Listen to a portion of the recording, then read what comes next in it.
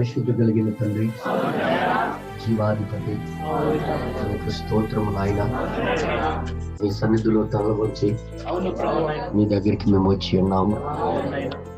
ఈ కాలపు గడియ వర్తమానము నిజమని, ఇది సత్యమని, ఇది తప్ప మరొక సత్యమైన బోధ లేదని మా జీవితాల ద్వారా, నీ వాక్యము ద్వారా మేము చూడగలిగాం ప్రభా. దీంట్లోనే బ్రతుకుతే బ్రతకాలని తీర్మానం కూడా చేసుకున్నాం ప్రభా. దానికి మేము కట్టుబడి ఉండడానికి మాకు శక్తి బలము దయచేయండి. ఇది ఏదో సగం నెరవేర్చి సగం వదిలేది కాదు, ప్రతి మాట మేము నెరవేర్చవలసిన ప్రభా. మీరే సహాయం చేయండి. ఇక్కడ సేవ చేస్తున్న నీ యొక్క సేవకుడికి నీ ఆత్మ నుంచి నడిపించండి. ఆత్మ ఉంచి నడిపించకపోతే నశించిపోతామయ్యా. నీ కృప చేత నడిపించండి. మేమందరం నీ వాక్యానికి కట్టుబడి ఉండుటకు కృపను దయచేయండి ప్రభా. దారిలో నేను ప్రార్థన చేస్తూనే ఉన్నాను, ఏం చెప్పాలి, ఎలా చెప్పాలి, ఏం మాట్లాడితే బాగుంటుందని నా మానవుడిగా నేను తలంచుకుంటూ వస్తున్నాను. కానీ నువ్వు ఇక్కడికి రాగానే నాకు ఒక పాఠము, ఒక ఆలోచన ఇచ్చావు. దాన్ని బట్టి మీకు స్తోత్రాలు ప్రభా. దాన్ని బట్టి మేము ఎన్నో పాఠాలు నేర్చుకోవడానికి, ఈరోజు ఒక మార్గము, ఒక మెట్టు మేము ఇంకా ముందుకు మీ దగ్గరికి రావటానికి మాకు సహాయం చేయమని, ఇక్కడున్న ప్రతి ఒక్కరికి ఆత్మాభిషేకం క్రింద ఉంచి నీ ప్రణాళిక తెలుసుకొని జీవించటకు కృపను దయచేయమని, మా లోపల యాక్షన్ జీవితాలు తీసివేయండి, నటించే నటనలు తీసివేయండి, వాస్తవికతలోకి రావటానికి సహాయం చేయమని చిన్న ప్రార్థన యేసుక్రీస్తు నామములు అడిగి వేడుకొనిచున్నాము తండ్రి, ఆమేన్. నిలబడుతుండగానే మన బైబిల్ తెరిచి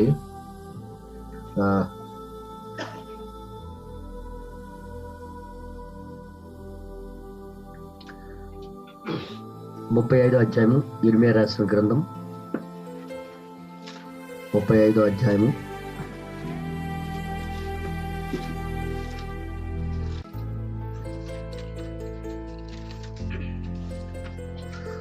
1వ వచనం నుండి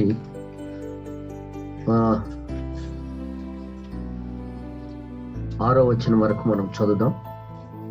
ఇర్మియా రాసిన గ్రంథం 35వ అధ్యాయము మరి 1వ వచనం నుండి మరి 6వ వచనం వరకు మనము ఈరోజు చదువుదాం.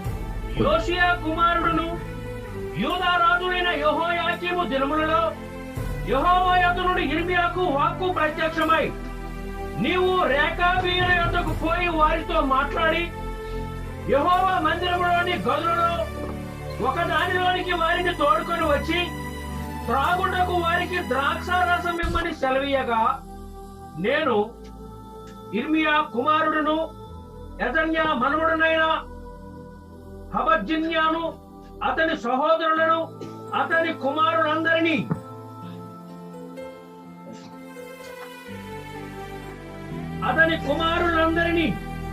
అనగా రేకాబీయుల కుటుంబీకులందరినీ తోడుకొని వచ్చితిని.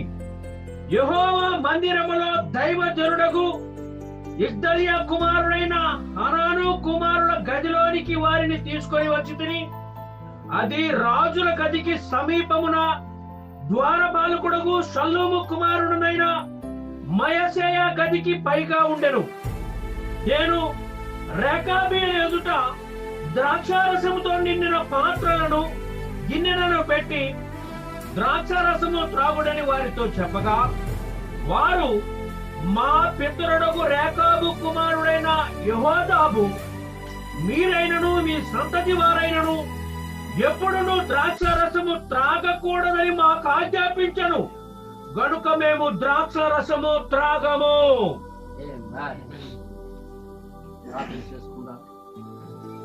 జీవాధిపతి, సర్వశక్తిమంతుడా, మాట్లాడే దేవుడివి. ప్రతి లేఖనం మాకు బుద్ధి కలగడానికే రాయించాం. ప్రతి మాట మేము ఏదో నేర్చుకోవడానికే రాసాం. ప్రతి మాట మా జీవితానికి అవసరమే. ఏ మాట కూడా పొల్లైనది పోదని మేము నమ్ముచున్నాం.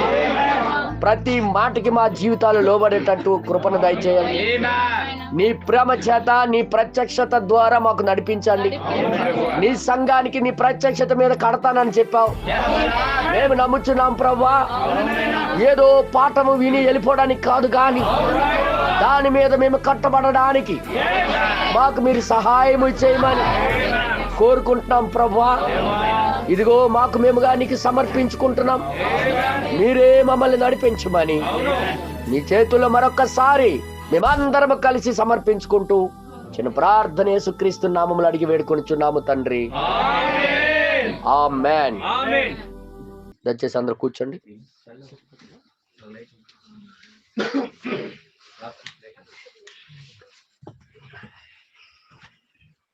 దేవుడి నామానికి మహిమ కలుగును గాక. చాలా రోజుల తర్వాత వచ్చాం కాబట్టి ఈ రాత్రి అంతా వాక్యం చెప్పుకుంటే బాగుంది అనిపిస్తుంది నాకు. ఎంతమందికి సంతోషంగా ఉంది? ఆయన సన్నిధి ఎంతో గొప్ప విలువైందంటే ఇక్కడున్న ఆనందము మరి ఎక్కడ మనకి దొరకదు. దేవుడి యొక్క తలంపులను, దేవుడి యొక్క ఆలోచనలు ఎక్కడ దొరుకుతాయంటే ఆయన సన్నిధిలో. ఆయన సన్నిధే ఆయన యొక్క మనసును ఇప్పి మాట్లాడుతుంటాడు ఆయన. అందుకే దావీదు భక్తుడు ఇలా రాశాడు, 1000 సంవత్సరాలు లోకంలో బ్రతికిన ఒక్క దినం నీ సన్నిధిలో బ్రతికితే చాలు అన్నాడు. అందుకే ఈ బైబిల్ యొక్క మాధుర్యము తెలియాలంటే వాక్యం మనకి తెరవబడాలి. వాక్యము ఏం చేయాలమ్మా? వాక్యం తెరవబడడం అంటే వాక్యము దేవుడై ఉన్నాడు. దేవుడే తన మనసు ఇప్పాలంటే తెరవాలి. అది ఒక మాట, ఒక పాఠం ఉందనుకో, జరిగిన స్టోరీ ఇక్కడ రాయించాడు అనుకో, అది తెరవబడకపోతే దాని వెనకాల మనకేం తెలియదు. ఇప్పుడు డినామినేషన్ వాళ్ళందరూ బైబిల్ చదువుతున్నారు, కానీ వాళ్ళకి తెరవబడలే. అది వాళ్ళకి ఏంటో తెలియదు. ఈ 35 అధ్యాయంలో ఏముందో తెలియదు. దేవుడు మనసు ఏముందో తెలియదు. దాని ద్వారా మనమేం చేయాలో తెలియదు. ఎందుకంటే దేవుడు వారికి ఎప్పుడో విడిచిపెట్టేశాడు అనమాట. దేవుడు విడిచిపెట్టిన వారికి దేవుడు చెప్పడం. దేవుడు ఎవరికి చెప్తాడంటే తను ప్రేమించే వారికి ఆయన ఏం చేస్తాడంటే తన మనసును ఇప్పి, ఇదిగో ఈ మాట యొక్క భావము ఇది అని తెలియజేస్తుంటాడు. అది ఎవరికైతే తెరవబడుతుందో వారు ధన్యులై ఉన్నారు. వారికి కొవ్విన మెదడు దొరికినట్టుగా గొప్ప ఆనందంగా అనిపిస్తుంది అనమాట. ఎప్పుడైనా తెలుసా, కొవ్విన మెదడు తిన్నోళ్ళకి అర్థం అవుద్ది దాని టేస్ట్ ఏంటని. అర్థమైందా? కొవ్విన అంటే అంత రుచిగా అనిపిస్తుంది అనమాట, అంత టేస్ట్ గా అనిపిస్తుంది. వాక్యము మనము చదవడమే కాదు, కానీ దాని యొక్క ప్రణాళిక, తన లోపల ఉన్న మాధుర్యమును మనం ఎరిగి నడవాలి. హల్లెలూయా.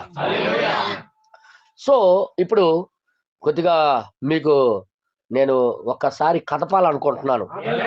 మీ విశ్వాసాన్ని ఒక్కసారి ఎలాగ కుదపాలనుకుంటున్నాను. ఎప్పుడు చూడండి, ఒక ఇనుము కాలినంత మాత్రం కాదు, కానీ ఆ కాలిపోయిన ఇనుముకి అనుకునే రూపం వచ్చినంత వరకు కొట్టాల. చాలా మంది మండుతుంటారు కానీ ఆ రూపం రారు అనమాట. ఎర్రగా కాల్చిన ఇనుముకి అబ్బా గొప్ప కాల్చిందిరా అంటే ప్రయోజనం ఏంటి? అది అనుకునే రూపుకి వచ్చినంత వరకు కొట్టాల. అప్పుడు ఆ రూపం వస్తే అప్పుడు అమ్మా కాలినందుకు విలువ వచ్చిందిరా బాబు అంటారు. అదే కదా. అలాగే వాక్యం దగ్గర వినటమే కాదు, కానీ మనం ఒక రూపుకి వచ్చినంత వరకు దేవుడు మనకి అంగీకరించాడు అనమాట.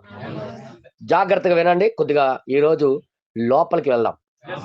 పాస్టర్ గారు ఎక్కడ ఉన్నారు? ఇర్మియా పాస్టర్ గారు, ఏమయ్యా వెనక్కి వెళ్ళిపోయావు? సరే, గాడ్ బ్లెస్ యూ. ఎక్కడ ఒక 2 కాపలా కాయాలి, మరి తప్పదు. హల్లెలూయా. చాలా సంతోషం. తమ్ముడు ఫోన్ చేశాడు, బ్రదర్ మీరు తప్పక రావాలి, నాకు ఒక కళ వచ్చింది, ఆ కళ బట్టి మీరు వర్తమానం చెప్పాలనుకుంటున్నాను, నాకు ప్రేరేపణ వస్తుంది, మీరు ఒకసారి రావాలి బలపరచాలనగానే తప్పకుండా నేను ఎప్పుడు కూడా ఎనీవే ఎనీ టైం రెడీ. నేనైతే మీకోసం మా హృదయం తెరిచే ఉంటది. మాకు మీకు బలపరచడమే నా డ్యూటీ. అర్థమైందా? అసలు ఇంకా చెప్పాలంటే మనం అందరం ఒక్కటై వాక్యంలో కట్టబడడం మరీ నా ఉద్దేశం అనమాట. మనం అందరం ఐక్యం కలిగి వాక్యంలో కట్టబడితే ఇంకా దానికన్నా మించింది ఏమన్నారా? ఓకే, ఈ రోజు కొద్దిగా జాగ్రత్తగా మీరు వింటే మీ జీవితంలో ఒక పట్టు అంటూ వస్తుందని నేను నమ్ముతున్నాను. హల్లెలూయా. ఇర్మియా ఎవరని అనుకుంటున్నారు? ఎంతవరకు మీరు గమనించారా? ఇర్మియా బైబిల్లో ఏమై ఉన్నాడు? ఆయన అందరికీ తెలిసిందే. చెప్పండారా? ప్రవక్త మాట వినాలా లేదా? వినాలా? వచ్చింది ఇప్పుడు. ప్రవక్త మాట అది ఆయన ఏమి చెప్పినా అది వినాలా లేదా? ఖచ్చితంగా వినాలి. వినాలి. కానీ కొంతమంది ఇక్కడ వినట్లేదు.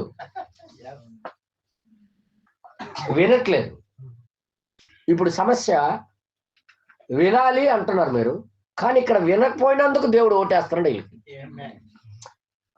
ఏంటిది? ఒకసారి మీరు చూడండి.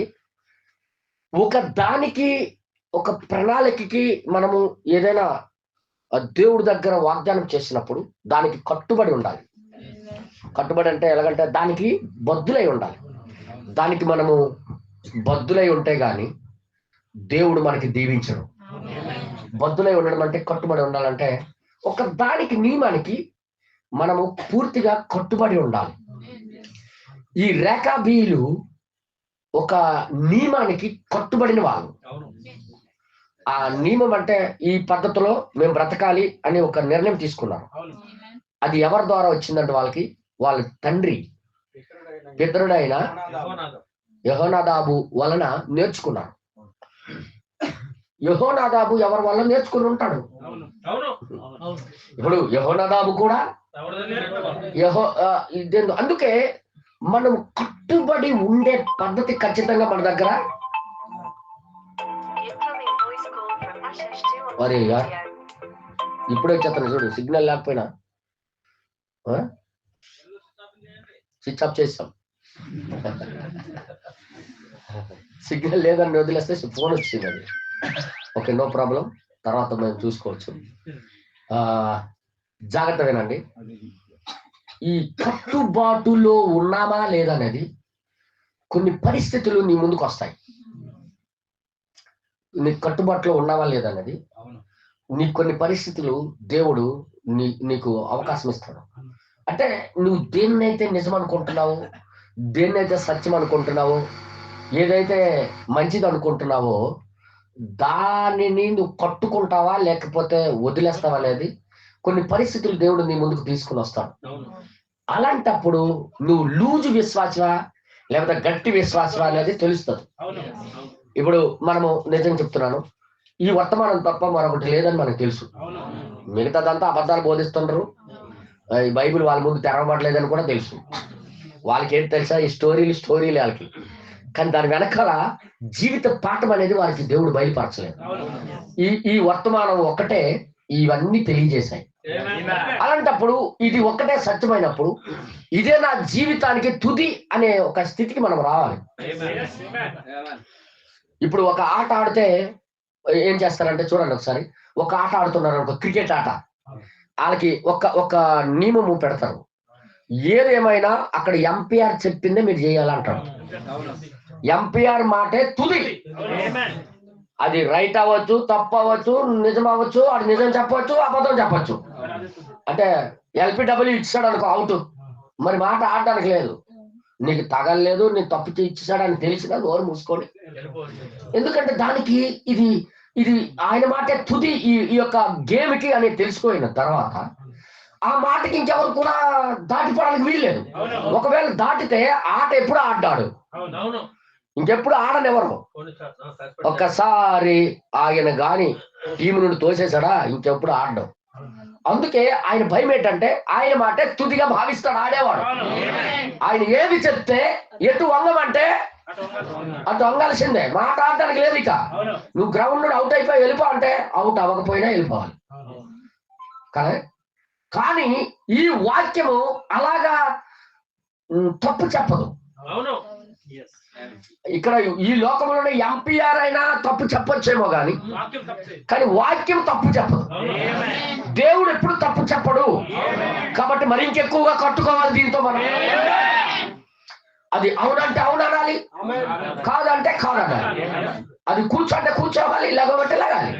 ఇక దీనికి మించింది ఇంకొకటి లేదు. ప్రవక్త అనే చెప్తున్నాడు, నువ్వు ఒక నియమానికి, ఒక స్థితికి రావాలి, ఒక నియమానికి రావాలి. నీ వాక్యం ఇది సత్యమైనప్పుడు, ఇది దేవుడి యొక్క మాట అయినప్పుడు దానికి నువ్వు కట్టుకోవాలి, దానికి నువ్వు ఒక కట్టుకోవాలన్నమాట.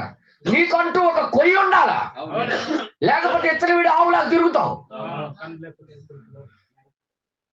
మెడకి ఒక ఆవుకి నువ్వు కట్టుకుని వదిలేస్తే దానికి నచ్చినట్టు వెళ్తుంది. నీ జీవితం కూడా సరైన విధంగా వాక్యానికి నువ్వు కట్టుకోకపోతే దానికి కానీ నువ్వు కన్ను వేసుకోకపోతే నీవు కూడా నీ సొంత నిర్ణయాలు తీసుకొని నువ్వు బాగానే ఉన్నాను అనుకుంటావు. అర్థమై, నేను ఏం మాట్లాడినా వర్తమానమే మాట్లాడుతున్నాను, నేనేం బయట మాట్లాడట్లేదు. అందుకే వాక్యానికి కట్టుకోకపోయిన వారందరూ వాడికి తప్పు నచ్చినట్టు ప్రవర్తిస్తారనమాట. వాక్యం చెప్పింది నిజమని నమ్మిన వాడందరూ వాక్యం దాటి ఏం చేయలేడు. ఎందుకంటే అది ఒక కొయ్య కట్టేసి ఉంది. ఈయన వెళ్ళాలనుకున్నా ఇది వెళ్ళనివ్వదు, ఈడు చెయ్యాలనుకున్నా ఇది చేయనివ్వదు. వీడికి ఏదేదో చేయాలని ఉంది కానీ ఇది చేయనివ్వదు కదా. ఎందుకంటే ఇది కన్నీకి పట్టి లాగుతుంది, ఇది ఉంచుతుంది. ఇది ఇప్పుడు ఓషే కడగండి, వాళ్ళ తమ్ముడికి ఈదులో కొట్టేస్తాడంటే ఏం చేస్తాడు? దుడ్డిగా తీస్తాడు. ఈయన ఖచ్చితంగా నేను చెప్తున్నాను, ఈ రక్తం ఏంటంటే తమ్ముడు కొట్టేస్తాడు చెప్తుంటది ఇది. కానీ ఈ వాక్యం అంటది, రాయ్ లోకస్తుల విషయంలో వెళ్ళకు అని. లోపల వాక్యం అనే కొయ్యి కట్టుకుంటే అది వెళ్ళవదు, అది వెళ్ళనవదు, పట్టేస్తుంది అనమాట. అప్పుడు ఆడేటంచి అంటారు తెలుసా, ఎంతమంది కొట్టినందు వచ్చావురా, నువ్వేమో అన్న తమ్ముడురా అని తిరిగి తిడుతుంటాడు అని. ఇటు తిట్టులే, వాక్యం నుండి తిట్టులే.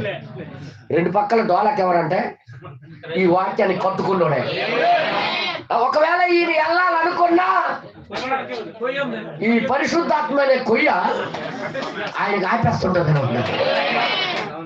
అందుకే మనం ఈ వాక్యానికి కట్టుకున్నప్పుడే ఎందుకైనా అది బ్రతికిస్తుంది అనమాట మనకి. నేను ఎందుకు చెప్తున్నానంటే ఇవన్నీ కూడా మీకు క్లియర్ చేసేస్తాను. కొద్దిగా లేట్ అయినా పర్లేదు, లేక వచ్చాము కాబట్టి. ఈ రోజు లేక దొరికిన అన్నం ఎలా తింటారు తెలుసు కదా మీ అందరూ. కొద్దిగా ఎక్కువ తినేద్దాం. హల్లెలూయా, అర్థమవుతుందా? లేక పార్టీ పెడుతుంటే బిర్యానీ ఎత్తుంటే ఇన్ని రోజులు గంజానం తిన్నోడు ఎలా ఉంటుంది అంటే, ఉదాహరణ మీరు గంజానం తిన్నారనే ఉద్దేశం కాదు. అంటే కొద్దిగా ఎగస్ట్రా తిందో, మంచి కూర తినడం తప్పు కాదు, మనిషి స్వభావం అది. మంచి కూర ఉన్నప్పుడు ఒక ముద్ద ఎగస్ట్రా తినాలనుకుంటుంటారు ఎవరైనా సరే. హల్లెలూయా. మంచి మంచి కూరలు వండుతుంటారు మీ పాస్టర్ గారు కూడా, మీరు తింటుంటారు. సరే, జాగ్రత్త వినండి. ఈ కొయ్యి కట్టుకున్నాడు బ్రహ్మణం గారు ఏం చెప్పారో మీకు కొద్దిగా చూపుతాను.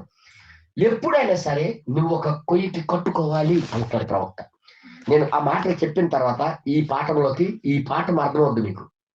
నేనేం చెప్పబోతున్నానో అది మీకు అర్థమవుద్ది, అది మీకు చూపిస్తాను. ఓకే, ఇప్పుడు మీరు దేవుడు తన సొంత వాక్యమేందు బయలుపరచబడును అనే వర్తమానం ఉంది కదా, 65లో బోధించారు. ఇది లిటిల్ స్టోర్ హౌస్ లో యాప్ లో మీకు అది దొరుకుతుంది. మీరు దయచేసి మీరు ఓపెనింగ్ చేస్తే నేను ఆ 2 మాటలు చదివిన తర్వాత మీకు ఇందులోకి తీసుకుని వెళ్తాను. దయచేసి మీరు అందరూ చూడాలని కోరుతున్నాను. ఓపెనింగ్ అయిపో. ఓకే,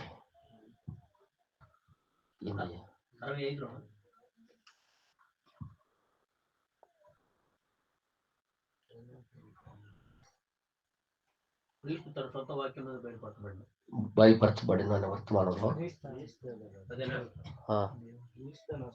క్రీస్తు అని వస్తుందా? ఇది నేను ఇక్కడ టిక్లు పెట్టమని ఎటు బాపురే, ఇందులో చూసానా ఏంట? సారీ, అందులో బ్రదర్ 46వ పేర చదవాలి వస్తుంది. అబ్బా, 2 ఉన్నాయి అందులో. మొన్నటి రాత్రి ఇక్కడ నిలబడి ఉండగా ఒక మనిషి అక్కడ వేదిక మీద ఉన్నాడు. అదేనా? చదవండి. బట్టతల, నిజముగా దేహ దారుఢ్యము గల వ్యక్తి, బలముగానే ఉన్నాడు. ఇతను వెళ్ళాడు, అతని కుటుంబం గురించి అతడు తప్పక ఏం చెయ్యాలో అదేనా. ఒక్క నిమిషం బ్రదర్, నేను ఎండ్ టైం మెసేజ్లో చదివానేమో అనిపిస్తుంది. ఎండ్ టైం మెసేజ్లో చదివానేమో అనిపిస్తుంది. ఒక్కసారి ప్లీజ్, ఒక్కసారి నేను తీస్తాను. ఎండ్ టైం మెసేజ్లో నేను చదివి ఉంటాను. నేను అంటే ఉదయం చదివింది ఏదో నేను మర్చిపోయాను. ఇందులో చదివాను, అందులో చదివాను అనేది 3 యాప్లు ఉండడం బట్టి కొద్దిగా ఇక్కడ ఏం చెప్తున్నాడు ప్రవక్త, ఒకసారి మేము చెప్పిన తర్వాత ఈ పాఠం ఏంటో మీకు అర్థం అవుద్ది అనమాట. ఓకే, క్రీస్తు తన సొంత వాక్యం అందు 65 ఎండ్ టైం మెసేజ్లోనే చదివాను. క్రీస్తు తన సొంత వాక్యం యందు బయలుపరచబడును అనే వర్తమానంలో ఓకే 43వ పేర నుండి 43 కాదు, ఒక్క నిమిషం, 42 నుండి చదువుతాం. 42. ఒక బంతి ఆటలో ఉన్న ఎంపైరు, ఒక బంతి ఆటలో ఉన్న ఎంపైరు అది దాన్ని కొట్టిందంటే 41 నుండి చదువుతాం కదా, కొద్దిగా 41 నుండి చదువుతాం, ఎందుకంటే కొద్దిగా భలేగా ఉంది. ఇప్పుడు గమనించండి, మనకు వెనుకకు వచ్చి మనము దేనినో పట్టుకొని ఉన్నట్లుగా మనము ఒకటి కలిగి ఉండవలసి ఉన్నది. ఖచ్చితంగా దాన్ని పట్టుకొని ఉండేటట్టుగా మనం ఒకటి కలిగి ఉండాలి అని అంటున్నాడు ఆయన. తర్వాత మరో మాటలో ఒక తీర్మానము ఒక కట్టె కొయ్యి ఉండవలసి ఉన్నది. ఒక కొయ్యి ఉండాలి మనకి, లేకపోతే ఎప్పుడు పడితే అప్పుడు దుడ్డు గారు తీసేస్తాం, ఎప్పుడు పడితే అటువైపు వెళ్ళిపోతాం. ఈ అమ్మాయి పడితే ఆ అమ్మాయి వైపు చూసేస్తుంటాం అనమాట. కానీ మనం కట్టుకునే ఒక కొయ్యి ఉండాలా. కొయ్యి లేకపోయింది దొంగ ఆవులు మనం అందరం. కొయ్యి ఉన్నంత వరకే బాగుంటది ఏ ఆవు అయిన బుద్ధి. కొయ్యి నుండి ఇప్పుడే తొలుతుంది దాన్ని రంగేటు. అందుకే మనకు కొయ్యి ఉండాలి.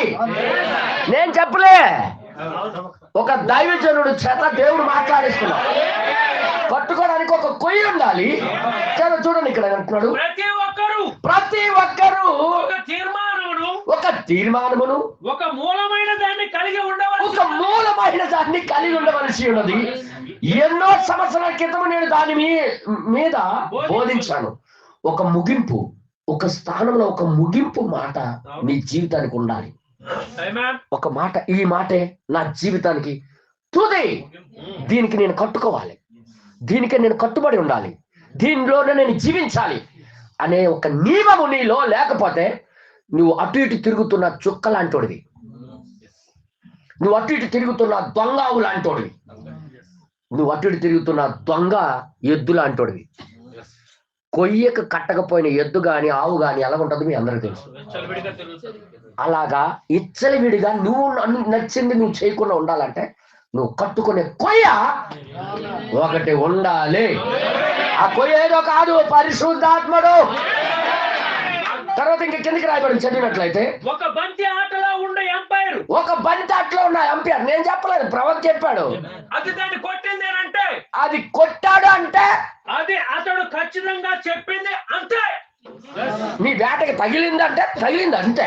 అది తగలలేదని నీకు తెలిసినా తగిలింది అన్నాడు కాబట్టి సచ్చినట్టుగా అంగీకరించాలి. ఇది ప్రవక్త చెప్పాడు, నేను చెప్పలే. అంటే ఇవన్నీ చెప్పడానికి కారణం ఏంటి చెప్పనా? ఇవన్నీ నీ లోపల ఒక వాక్యానికి కట్టబడిన నీవు అలాంటి స్థితికి రావాలి. మనం అందరం ఎలాంటి స్థితికి రావాలి? వాక్యానికి కట్టుబడి బ్రతుకుతాను, వర్తమానం చెప్తేనే నేను అడుగులేస్తా, వర్తమానం దాటి నేనేం చేయను అనే ఒక స్థితికి రావాలి.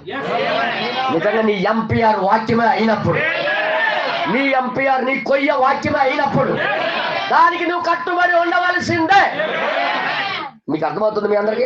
చూడండి ఇంకేమంటాడు చూడండి మన ప్రవక్త. చూడండి ఒకసారి చదవండి కదా. ఒక కట్టు కొయ్యగా నువ్వు ఉండవలసి ఉన్నది. మరొక మాటలో, ఇంకొక మాటలో అదే ఒక పరిపూర్ణత ఉన్నది. అటువంటి పరిపూర్ణతలోకి ప్రతి వ్యక్తి విశ్వాసి రావాలి. ఒక వాక్యమే, ఈ వర్తమానమే సత్యమైనప్పుడు వర్తమానం చెప్పినట్టుగా చేయాలి. వర్తమానం ఏం చెప్తుందో దానికే కట్టబడి ఉండాలి. వర్తమానం ఒకలా చెప్తే నువ్వు ఒకలాగా నిర్ణయం తీసుకుంటే దీనికి నువ్వు కట్టబడి ఉండలేదు. నీకు వేరే కన్ను వదిలేశారు. ఓకే, నెక్స్ట్ తర్వాత నీవు ఎంత దాన్ని బ్యాటింగ్ చూసినప్పటికీ లెక్క కాదు. నువ్వు ఎంత బ్యాటింగ్ చూసినా నువ్వు లెక్క కాదు.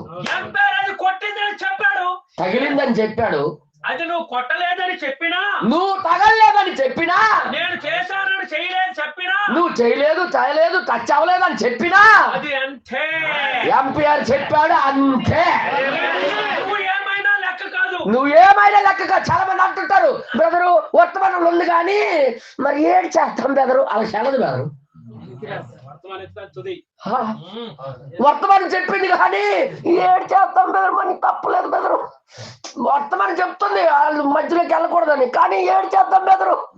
అరే యార్, కన్ని లేని ఆవు, కన్ని లేని ఎద్దు,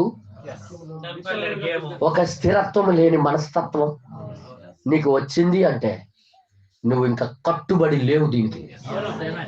అందుకే ఈ డైలాగ్ నేను వినకూడదు. ప్రతి కుటుంబం, ప్రతి వ్యక్తి వర్తమానం చెప్పింది, నేను ఆగిపోయాను. వర్తమానం చెప్పింది, అది నా తుది. ఎవరేమనుకోరా నాకు అవసరం లేదు, నేను దానికి కట్టుబడి ఉండాలి అనే ఒక స్థిరత్వం ప్రతి ఒక్క వ్యక్తిలో, వర్తమానంలో ఉన్న వ్యక్తిలో రావాలి. అది దేవుడు ఆశిస్తున్నాడు. ఓకే, నేను చెప్పలేదు, ప్రవక్త చెప్తున్నాడు. కానీ వర్తమానం ఒకలా అవును బెదరు నిజమే, కానీ మరి ఏడు చేస్తాం బెదరు. మరి నువ్వు కన్నికి కట్టుకోలేదు, నీకు ఒక కన్నె లేదు, నీకు ఒక కొయ్య లేదు, నీకు ఎంపీఆరే లేడు. వీళ్ళు క్రికెట్ ఆడినోడికి ఎవడు పెడితే ఆడి ఎంపీఆర్. కావాలంటే నేను చిన్నప్పుడు క్రికెట్ ఆడుకునేటప్పుడు బాల్ ఆడినప్పుడు టచ్ అయినా ఎప్పుడా టచ్ అయింది అనేవాడిని, బుకాయించేవాడిని. నువ్వు కూడా అలాగా తత్తరించే జీవితం జీవిస్తుంటావు, నువ్వు తత్తరించేస్తుంటావు అనమాట. ఇలాగ వాక్యం చెప్పింది కదా, మరి నువ్వు ఇలాగ చేసేవాటి మీద అంటే అది అలాగా కూడా అలాగే ఉంది, అలాగా వేరే కొయ్యి ఒకటి ఉంది కదా, దానికి కట్టుబడి ఉండాలి కదా. దీన్ని బట్టి చూస్తే క్రైస్తవుడికి వర్తమానంలో ఉన్నట్టు ఒక నియమం ఉంది, దానికి కట్టుబడి ఉండాలి. అందరూ వింటున్నారా? నేను పాఠంలో వచ్చినంత వరకు మీకు వదలను, మీకు కేవలం పునాది వేస్తున్నాను. ఇప్పుడు దీని మీద మీకు కడతాను. తర్వాత ఏమంటాడు ప్రవక్త చెప్తాను చూడండి. ఎంపీఆర్ అది కొట్టింది అని చెప్పినప్పుడు, తగిలింది అని చెప్పినప్పుడు అదంతే, మాట ఆడకూడదు, వెళ్ళిపోవాల్సిందే. అదే పరిష్కారం, అదే పరిష్కారం. అతడే తీర్మానము చేయవాడు. తీర్మానము ఆ ఆట ఆడే వాళ్ళు ఏం చేసుకుంటారంటే, ఎంపీఆర్ ఏడు చెప్పితే అదే నా జీవితానికి తుది అని వెళ్తాడు. నువ్వు ఏడు చెప్పుకొని నాకు అనవసరం, నేను ఫీజులోనే ఉంటాను అంటే పని చేయదు, మెడపెట్టుకి ఎండేస్తాడు. ఈ వాక్యము కూడా అంతే. నీకు కూడా దేవుడు వదిలేసడానికి అవకాశాలు ఉన్నాయి, నీకు కూడా మెడపెట్టి గెంటడానికి అవకాశాలు ఉన్నాయి. ఈ రోజు రాత్రి ఒక స్థితికి నువ్వు రావాలి. వర్తమానం చెప్పింది నేను కట్టుకుంటా, అదే నా ఎంపీఆర్. అది చెప్పింది ఒకలాగా, నేను ఒకలాగా చేస్తానంటే పని చేయదు. మనలో ఒక స్థిరత్వం రావాలని దేవుడు కొన్ని పాఠాలు బైబిల్లో పెట్టాడు. ఇవన్నీ మనం ఈరోజు తెలుసుకున్నాం. తర్వాత ఇంకేమంటాడు చూద్దాం. మరియు ట్రాఫిక్ లైట్ ఇంకోటి చెప్పాడు ఆయన. తీర్మానమై ఉన్నది, రద్ద ఎలిగిందంటే అర్జెంటు, నాకు విరేచనాలు వచ్చేస్తున్నాయి, నాకు బీపీ రేజ్ ఎక్కిపోతుంది అంటే నోరు మూసుకొని రక్తం ఎలిగిందంటే ఆగలిసిందే. మా వాళ్ళు హాస్పిటల్ ఉన్నారు, సీరియస్ లో ఉన్నారు, రక్తం అందించకపోతే చచ్చిపోతాడు, అదంతా అనవసరం. రక్తం ఎలిగిందంటే ఈ ట్రాఫిక్ రూల్ మాత్రం పాటిస్తాం కానీ ఈ ట్రాఫిక్ రూల్ వర్తమానం చెప్పింది అంటే ఆగాల్సిందే. నీకు ఎంత అవసరం ఉన్నా, నువ్వు ఎంత బిజీలో ఉన్నా, నీ జీవితానికి అది ఎంత అవసరం ఉన్నా, నీకు కావాలని ఉన్నా, వర్తమానం సహకరించట్లేదు కాబట్టి దాని నుండి నువ్వు ఆగవలసిందే. అలాగ భావించాలి నువ్వు వర్తమానాన్ని. ఎంతమందికి అర్థమవుతుంది? ట్రాఫిక్ లైట్కి ఏమంటారమ్మా? సిగ్నల్ వెళ్ళిన దగ్గర లైట్ అది నాకేడు చేస్తా, దాన్ని వెళ్ళిపోతావు ఏట, యాక్సిడెంట్ అవుద్దు నాయన, చచ్చిపోతావు నాయన. అది అది దాటితే సస్తే, ఇది మరీ ఏదో తోటలో ప్రాణమే పోయింది దీనివల్ల. ఈ రోజు ప్రతి రోగానికి కారణం ఇది దాటిపోవడమే కదా, ఆ సిగ్నల్ దాటిపోవడమే కదా. ఈ రోజు ప్రతి సమాధికి కారణం ఎవరు? ఆ రోజు ఆ మాటకి కట్టుబడి ఉండకపోవడమే కదా. ఇవన్నీ మనకి తెలుసు. కానీ ఈ రోజు అదే వాక్యం మన దగ్గరికి వస్తే దీనికి కట్టుబడి ఉండాలనే మనస్తత్వం మనలో చాలా తక్కువ. అందుకే నేను చెప్తున్నాను, ఈరోజు ఈ పాఠం తీసుకోవడానికి కారణం ఏంటంటే మన జీవితాల్లో ఒక స్థిరత్వం లేదు, ఒక స్టాండర్డ్కి రావట్లేదు, ఒక పక్కా గుణానికి రావట్లేదు. కానీ దేవుడు తన వారికి తీసుకుని వస్తానన్నాడు. ఏమేన్ తర్వాత ఇంకేమంటాడు చూడండి ఒకసారి. ఆ లైట్ వెళ్ళండి అన్నట్లయితే అదంటే అది గ్రీన్ లైట్ వెలిగిందంటే వెళ్ళాల్సిందే. లేదు నేను వెళ్ళను, నాకు ఇప్పుడు ఏం పని లేదు, ముందు నేను ఇప్పుడు ఏడు చేయాలా అని అంటే పని చేయదు. అది ఎల్లు అంటే నువ్వు వెళ్ళాల్సిందే, అంత గుద్దేస్తాను. ఇంకా ఎల్లు అన్నా ఆగకూడదు, ఆగు అంటే వెళ్ళినా ప్రమాదమే. అందుకే ట్రాఫిక్ రూల్ దానికి మనం కట్టుబడి ఉంటాం. అమ్మా చెప్పమ్మా, ట్రాఫిక్ రూల్కి ఏం చేస్తాం మనం? కట్టుబడి ఉంటామా లేదా?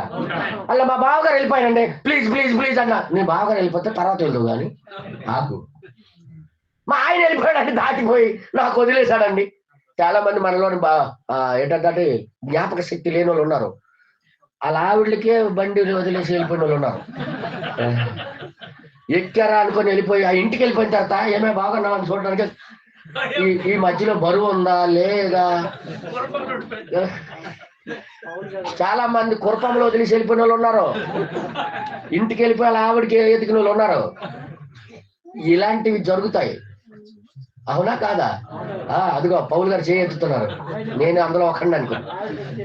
హల్లెలూయా. ఒకసారి అలా ఆవిడకి వదిలేసి వెళ్ళిపోయాడట ఆయన. చాలా మంచోడు, దేవుడు నామానికి మహిమ కలుగునుగా. హల్లెలూయా. కొంతమంది ఆవిడ లేకపోతే వెళ్ళలేరు, అది ఒకటి బాధ. ఇంకొకటి ఉంది, అదొకటి ఉంటుంది. అది కూడా ఉందన్నా, నువ్వు రాకపోతే నేను వెళ్ళలేనే అంటుంటారు. అదొక ఇంజిన్ లాంటి వాళ్ళు. అది కూడా ఉందన్నమాట. ఏది పని చేయదు, ట్రాఫిక్ సిగ్నల్ సిగ్నల్. దేవుడు నామానికి మహిమ కలుగునుగా. అర్థమైందా? అటు అది చేయకూడదు, ఇది చేయకూడదు, బ్యాలెన్స్ అన్నమాట.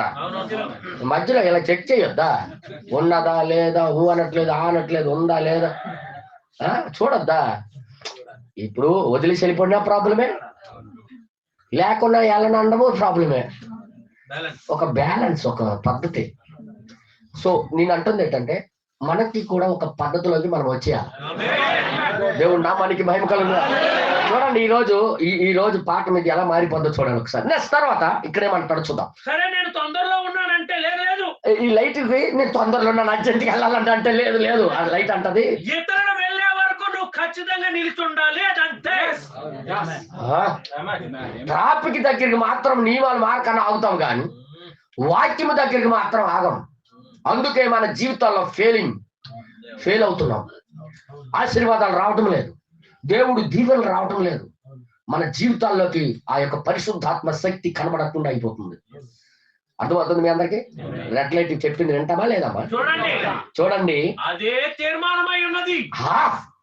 తీర్మానము అలా ఉండాలి వాక్యం పట్ల. అలాంటి తీర్మానం దేవుడి మాట పట్ల నువ్వు కట్టుకోవాలి. ఆ కొయ్యికి, దేవుడి మాట అనే కొయ్యికి నీకు నువ్వుగా కట్టుకోవాలి. ఆ తీర్మానం లాగా జీవించినోడే అవతలొడ్డికి వెళ్తారు. ఎవరైతే వాక్యానికి కట్టుకుంటారో వాళ్ళు మాత్రమే అవతలొడ్డికి వెళ్తారు. అటువంటి స్థిరత్వం మనలోకి రావాలని దేవుడు ఆశించుతున్నాడు అని చెప్పటానికి ఈ 35 అధ్యాయం పెట్టాడు మనకి. ఏదో నేనేది మాట్లాడుతున్నా అర్థమైందా? దేవుడు నామానికి మహిమ కలుగును గాక. 35 అధ్యాయం ఎందుకు పెట్టాడు తెలుసా? ఎలాంటి తీర్మానం చేసుకోవాలంటే నీకు రెడ్ లైట్ వచ్చి చెప్పినంత వరకు, గ్రీన్ లైట్ వెళ్ళిపోయి ఎల్లు అని చెప్పినంత వరకు కదలకూడదు. ఓకే, ఇది ఈ పాఠము రేఖబీయులు ఎవరి దగ్గర నేర్చుకున్నారంటే తన తండ్రి దగ్గర. తండ్రి ఎవరి దగ్గర నేర్చుకున్నాడు? ఇప్పుడు అదొక పాయింట్. నేనేం మాట్లాడదు, అర్థమైంది మీ అందరికి? తండ్రి కూడా ఎవరి దగ్గర నేర్చుకోవాలి కదా. ఇప్పుడు వీళ్ళకి ఏమంటాడంటే, ప్రవక్త వచ్చి ఒక రాజు గది దగ్గరలోకి తీసుకుని వెళ్ళి ద్రాక్షరసం తీసుకుని వచ్చి, ప్రవక్త ద్రాక్షరసం తీసుకుని వచ్చి తాగండి అంటున్నాడు. ఇప్పుడు ఇర్మియా ప్రవక్త అయి ఉన్నాడన్నా, దేవాలయంలో పిలిచి ద్రాక్షరసముకి ఇచ్చి తాగండి అంటున్నాడు రేఖాబీయులకి. వీళ్ళు నేను ఆశ్చర్యపోయాను, ఎప్పుడు చదివినది ఒక అర్థమయ్యేది కాదురా. ఒక ప్రవక్త చెప్తే తాగమంటే మన మీద కాదు, ప్రవక్త చెప్తున్నాడు లేరా, తాగేద్దు, ప్రవక్తే చెప్తున్నాడు. అందుకే ట్రాఫిక్ లో కొంతమంది వెళ్ళిపోతుంటే అల్లాలే వెళ్ళిపోయాడు, నాకేటని టూర్ మంది దూరిపోతాడు. అలా కాదు, రూలు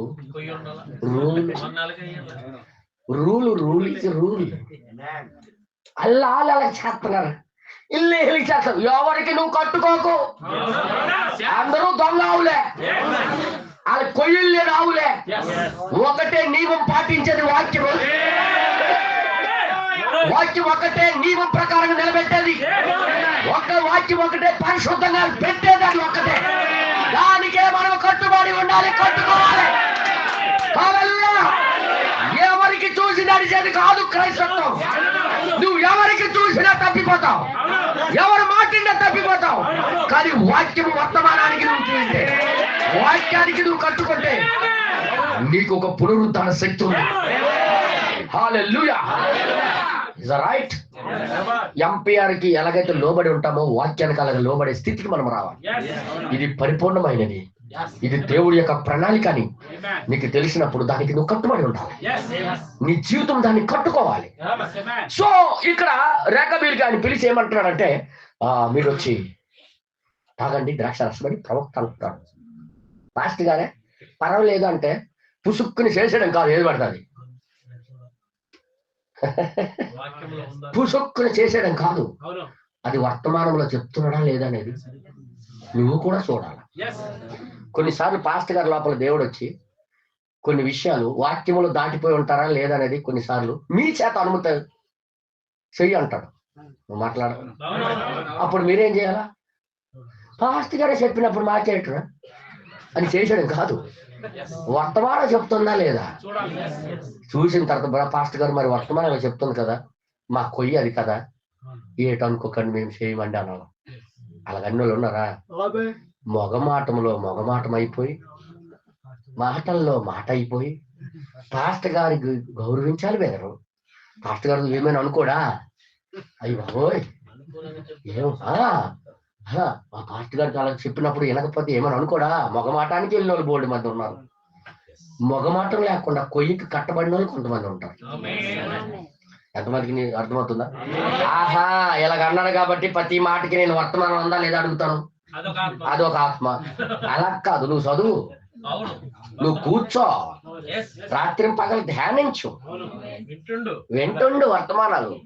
అంతేగాని ప్రతి మాట ప్రశ్నించమన్నాడు కాబట్టి పాస్టర్ గారు చెప్పినప్పుడు అలా పుసుక్కున వర్తమానం ఉందండి అని అడగడం కాదు, నువ్వు చదువు. ఇదొకటైలా, ఇదొక ఆత్మ. ఇటు కాకపోతే అటు తంతది, ఇటు కాకపోతే అటు తంతది. శత్రువు నీకు నిలబెట్టనవదు, కానీ ఈ కొయ్యి మాత్రం నిలబెట్టున్నది. ఓకే, ఈ రోజు మీకు అద్భుతమైన విషయాలు మీకు చూపిస్తాను ఈ పాఠంలో.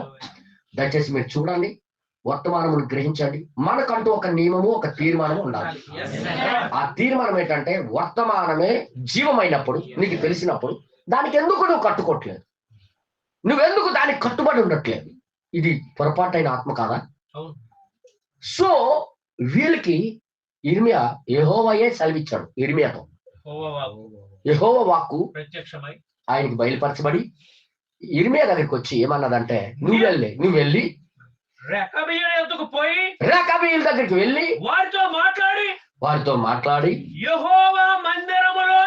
యెహోవా మందిరములోని గదులలో ఒకదానిలోనికి వారిని తోడుకొని వచ్చి దేవాలయంలో ఒక గదిలోకి తీసుకొని వాళ్ళకి వెళ్ళి త్రాగుటకు వారికి ద్రాక్ష రసం ఇమ్మని సెలవు. ఎవరు చెప్తున్నారని? దేవుడే చెప్పాడు. ఎవరు చెప్తున్నారు ఇది? ఇప్పుడు యెహోవా మాట కదా అది, అనరు దేవుడి మాట కదా. యెహోవా సెలవిచ్చినప్పుడు యెహోవా మాట కదా.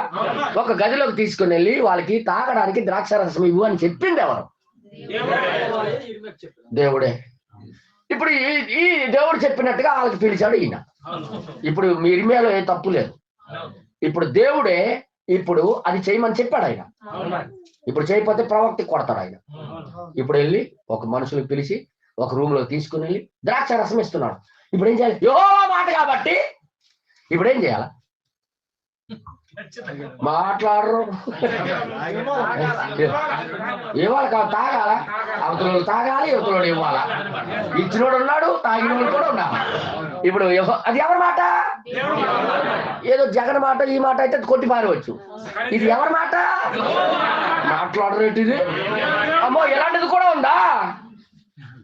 కొన్ని మాటలు, దేవుడి మాటలు మనకి పరీక్షించడానికి వస్తుంది మాట. వామ్మో, అదంతా దేవుడి యొక్క పరిపూర్ణ చిత్తము కాదు. దేవుడి యొక్క పరిపూర్ణ చిత్తము ఎతకాలంటే నువ్వు కూడా దేవుడి దగ్గర కూర్చోవాలి. మరి ఆ దేవుడు పని కాడంటే ప్రవక్తలకు చెప్పాడు కాదండి, ఎందుకు చెప్పాడు అది కూడా తెలియాలి. ఆ ఉద్దేశం ఎలాగ రాయబడింది వేదను, అలాగ రాయబడింది వేదను అనేది కాదు, దాని ఉద్దేశం కూడా వెనకాల తెలియాలి. ఉద్దేశం తెలియకుండా అడుగు వేసావా దెబ్బ అయిపోతావు. నేనేది మాట్లాడుతాను అర్థమైనా? ఉద్దేశం తెలియకుండా నువ్వు కానీ అడుగులేసి వెళ్ళిపోయావా దెబ్బ అయిపోతావు. మీకు బైబిల్లో కొన్ని ఉదాహరణలు చెప్తాను. పుట్టి గుడ్డోడికి బాగు చేశాడు యేసయ్య. మాట్లాడరేడు. అరిమతై యోసేపుకి బర్తమయ్యకి బాగు చేశాడు. బాగు చేసిన తర్వాత యేసయ్య ఆయనతో ఏం మాట్లాడాడు? నువ్వు వెళ్ళి నీ కుటుంబం దగ్గరికి వెళ్ళి సంతోషంగా బతుకన్నాడు. ఎవరు ఆర్డర్ అది? కానీ ఆయన ఏమి అన్నాడు తెలుసా? నేను కుటుంబం దగ్గరికి గట్టి వెళ్ళను, నీ వెనకాల వెళ్తానని ఆయన వెనకాల వెళ్ళాడు. ఇప్పుడు యేసయ్య మాట మీరిపోయినాడా? మరి ఏటైనాడు? అది ఆయనకి ఒక టెస్ట్. బాగుపడిన తర్వాత ఊర్లో పరిగెడతాడు, నా వెనకాల వస్తాడు. దేవుడే పలికాడు అక్కడ. అంటే దేవుడు కొన్నిసార్లు ప్రవక్త వర్తమానాలు కూడా అలాగే ఉన్నాయి. నేనేది మాట్లాడుతున్నా అర్థమైందా? అందుకే ఐసి మీద నడిచినట్టుగా ఉంటుంది దేవుడి మాటలు. తేడా కొట్టిందా మక్కలు జారిపోతాయి. దేవుడే చెప్పాడు కదా. ఈ రోజు కూడా చాలా మంది అంటాడు, ఎందుకు అన్నాడో తెలియదు, దేనికి అన్నాడో తెలియదు, దాని వెనకాల ప్రత్యక్షత లేకపోతే నీ పని అయిపోద్ది. సో ఇప్పుడు యెహోవా సెలవిచ్చాడు, వాళ్ళకి వెళ్ళి ఒక రూమ్ లోకి తీసుకుని వెళ్ళి కొద్దిగా ఒక గ్లాస్ తాగించంటే, ఎప్పుడు నుండో తాగుబోతాడు ఎలాగుంటది నాలిక జర్జర్జర్మ అంటుంటది. మాట్లాడ ఎప్పుడు అవకాశం దొరుకుతుంది. ఈ వర్తమానంకి వచ్చిన తర్వాత కూడా కొంతమంది నాకు ప్రశ్నించారు, ఏంటి తెలుసా బ్రదర్, మేము కూడా ద్రాక్షారసం ఇంట్లో తయారు చేసుకోవచ్చా? ఏ మనసుతో అడుగుతుంటారు తెలుసా? దేకల పోయే ఊర్లో తాగేవాడు అప్పుడు ఎలాగైనా తాగొచ్చు, ఆ మనసు తీర్చుకో. ఏ దొంగ మాకు తెలీదా ఏంటా? ఎందుకు అడుగుతున్నా మాకు తెలుసు. నో అన్నాను నేను. అంటే ఏ ఉద్దేశంతో అడుగుతున్న ఆత్మ నాకు తెలుసు. అది తాగే మనసు, ఆ కిక్కు మనసు అనమాట. కిక్కు తెచ్చుకోవాలి మనసు. అందుకే కొన్నిసార్లు దేవుడు చెప్పింది కూడా మనల్ని పరిశీలించడానికి అడుగుతున్నాడా, అవునా కాదా అనేది పరిశీలించాలి. హల్లెలూయా. ఎవరు సెలవిచ్చారన్నా? ఇక్కడ దేవుడే కదా. అయితే ఇప్పుడు ఏమంటారు చూడండి ఒకసారి. నేను యెతన్యా మనవడైన యవచిన్యాను అతని సహోదరులను అతని కుమారులందరినీ అనగా రేకాబీయుల కుటుంబీకులందరినీ కూడా తోడుకుని ఆ రూమ్ లోకి తీసుకుని వెళ్ళి, యెహోవా మందిరంలో వీళ్ళకి ఎందుకన్నా తీసుకెళ్తున్నావు? ఈ కుటుంబీకులకి ఎందుకు తీసుకుని వెళ్తున్నావు? వీళ్ళు ఒక కొయ్యకి కట్టబడిన వీళ్ళు. ఆ కొయ్య నుండి విడుదల పొందాలని మనసు లేదు. గట్టి తీర్మానం చేసుకున్న వ్యక్తులు లేదా? ఏ మాత్రము కన్ని వదిలితే పారిపోతారేటని చూడటానికి వాళ్ళకి కొన్ని కన్నిపిల్లు అన్నాడు దేవుడు. కొన్నిసార్లు నీకు కూడా ఎవరు లేనప్పుడు కన్నిప్పుతాడు. నువ్వు ఏం చేస్తావు అనేది. ఎవడు లేనప్పుడు నీ ముందు సెల్లో సిగ్నల్ ఫుల్ గా ఉంటుంది. నువ్వేం చూస్తావు? సినిమాలు చూస్తావు, సీరియల్ చూస్తావు, పనికి మాలివి చూస్తావు అనేది సెల్ల కూడా నీ ముందు పెడతాడు. అంటే అలాంటిదే ఎన్నో ఉంటాయి. లెక్కేసుకోండి, సెల్ల ఒకటే కాదు, రకరకాలు. ఆడవాళ్ళు అయితే ఎవడో ఆ ఈదులో ఉన్నాడు మగోడు వచ్చి మాట్లాడుతుంటాడు, బాగున్నావా వదిన? వదిన అన్నయ్య ఎక్కడికి వెళ్ళాడు? ఉంటేనే ఏ పని లేదు, పాటలేదు. ఆ ఉద్దేశం ఏంటి తెలుసా? మాటకు మాట కలిపి ఎలాగోలాగా ఇంకా మిగతాది అర్థం చేసుకోండి. అంటే అప్పుడు నువ్వు ఎలా ప్రవర్తిస్తావు? ఉండు బాబు, వెళ్ళిపోతున్నావు ఏంటి, మాట్లాడతావు, మాట్లాడు ఏంటి, మీ ఆవిడ బాగుందా, మీ వాళ్ళు బాగున్నారా అని అంటావో, ఈడేటి ఇలా మాట్లాడుతున్నాడు, ఇలా బాబు పని ఉంది నాకు, దేవునికి స్తోత్రం, వెళ్ళు, ఓకే ఓకే అనుకుని పంపిస్తావు. టెస్టింగ్ అనమాట. మీరు గమనించాలి. నీకు కూడా అలాగే కొన్నిసార్లు కొన్ని వాతావరణం కలుగు చేస్తాడు. సో నేను ఇవన్నీ చెప్పడానికి కారణం ఏంటి తెలుసా? సంఘం ఈరోజు కొయ్యికి కట్టుకోకుండా ఫ్రీగా బ్రతుకుతుంది. ఎంపీఆర్ లేడు. ఎంపీఆర్ ఉంటే నువ్వెందుకు బైబిల్ చదవకుండా తిరుగుతావు? ఎంపీఆర్ ఉంటే నువ్వెందుకు ప్రార్థన చేయకుండా జీవిస్తావు? ఎంపీఆర్ ఉంటే నువ్వెందుకు దేవుడితో గడపట్లేదు? ఎంపీఆర్కే నువ్వు కట్టుబడి ఉంటే దేవుడు చెప్పినట్టుగా ఆయన సన్నిధిలో ఎందుకు నువ్వు మోకాలు వేయట్లేదు? నువ్వు కన్ని నుండి బయటికి తిరుగుతున్నావు. నువ్వు ఒక స్థిరమైన నిర్ణయం ఇంకా తీసుకోలే, రాలే. అందుకే ఒక నిర్ణయం కలిగిన ప్రజలు ఎలా ఉంటారని చెప్పడానికి దేవుడు టెస్టింగ్ గా రేఖాబీల దగ్గరికి ఇర్మియాకి పంపిస్తున్నాడు. పంపించి వాళ్ళకి ఒక రూమ్ లో తీసుకుని వచ్చి యెహోవా మందిరములో దైవజనుడకు ఇగ్దల్యా కుమారుడైన హానాను కుమారుల గదిలోనికి వారిని తీసుకొని వచ్చి తిని, ఇప్పుడు పబ్లిసిటీ కాదు, సీక్రెట్ తాగండి అంటాడు. ఇప్పుడు వచ్చిన రూమ్ లోనే ఎవరు లేరు, ఎవరికి తెలియదు, ఎవరు చూడట్లేదు, సీక్రెట్ చేశాడంటే అది కూడా ప్రవక్త చెప్పిన తర్వాత తప్పు ఎలాగా అవుతాయ్యా? అలాగా తప్పించుకున్న బోల్డ్ మంది ఉన్నారు. దేవుడి సన్నిధులను కూర్చొనే ఏటేటో ఆలోచించడం, ఏదేదో ఆలోచించడం. ఓ కన్ని లేని ఆవా, ఆలోచించండి. కన్ని లేని ఎద్ద, ఆవులకి అంటున్నాడు కానీ ఎద్దుకు అనట్లేదని మేము మనసులో అంటుందేమో. ఓ ఎద్ద, ఒక్కసారి ఆలోచించు. ఒక్కసారి ఆ రూమ్ లోకి తీసుకుని వెళ్ళి అది రాజుల గదికి సమీపమున ద్వారపాలకుడు షల్లూము కుమారుడైన మయసేయ గదికి పైగా ఉండెను. అబ్బో, ఇంకా మేడ గదిలోకి తీసుకుని వెళ్ళాడు. వీళ్ళకి నేను రేఖాబీల ఎదుట ద్రాక్షారసముతో నిండిన పాత్రలను గిన్నెలను పెట్టి, ఇలాగ శారబడి తాగడానికి దిండులు, ద్రాక్షారసంతో నిండిన పాత్రలు తీసుకుని వచ్చి పెట్టి, ద్రాక్షారసము త్రాగండి అని వారితో చెప్పగా, శారబడి తాగండి, దిండులు కూడా ఉన్నాయి, హ్యాపీగా నడుము నొప్పి లేకుండా దర్జాగా స్టైల్ గా రోజుల్లాగా తాగండి అంటున్నాడు. అలాంటిది అవకాశం దొరికితే మనకు ఆగుతామా?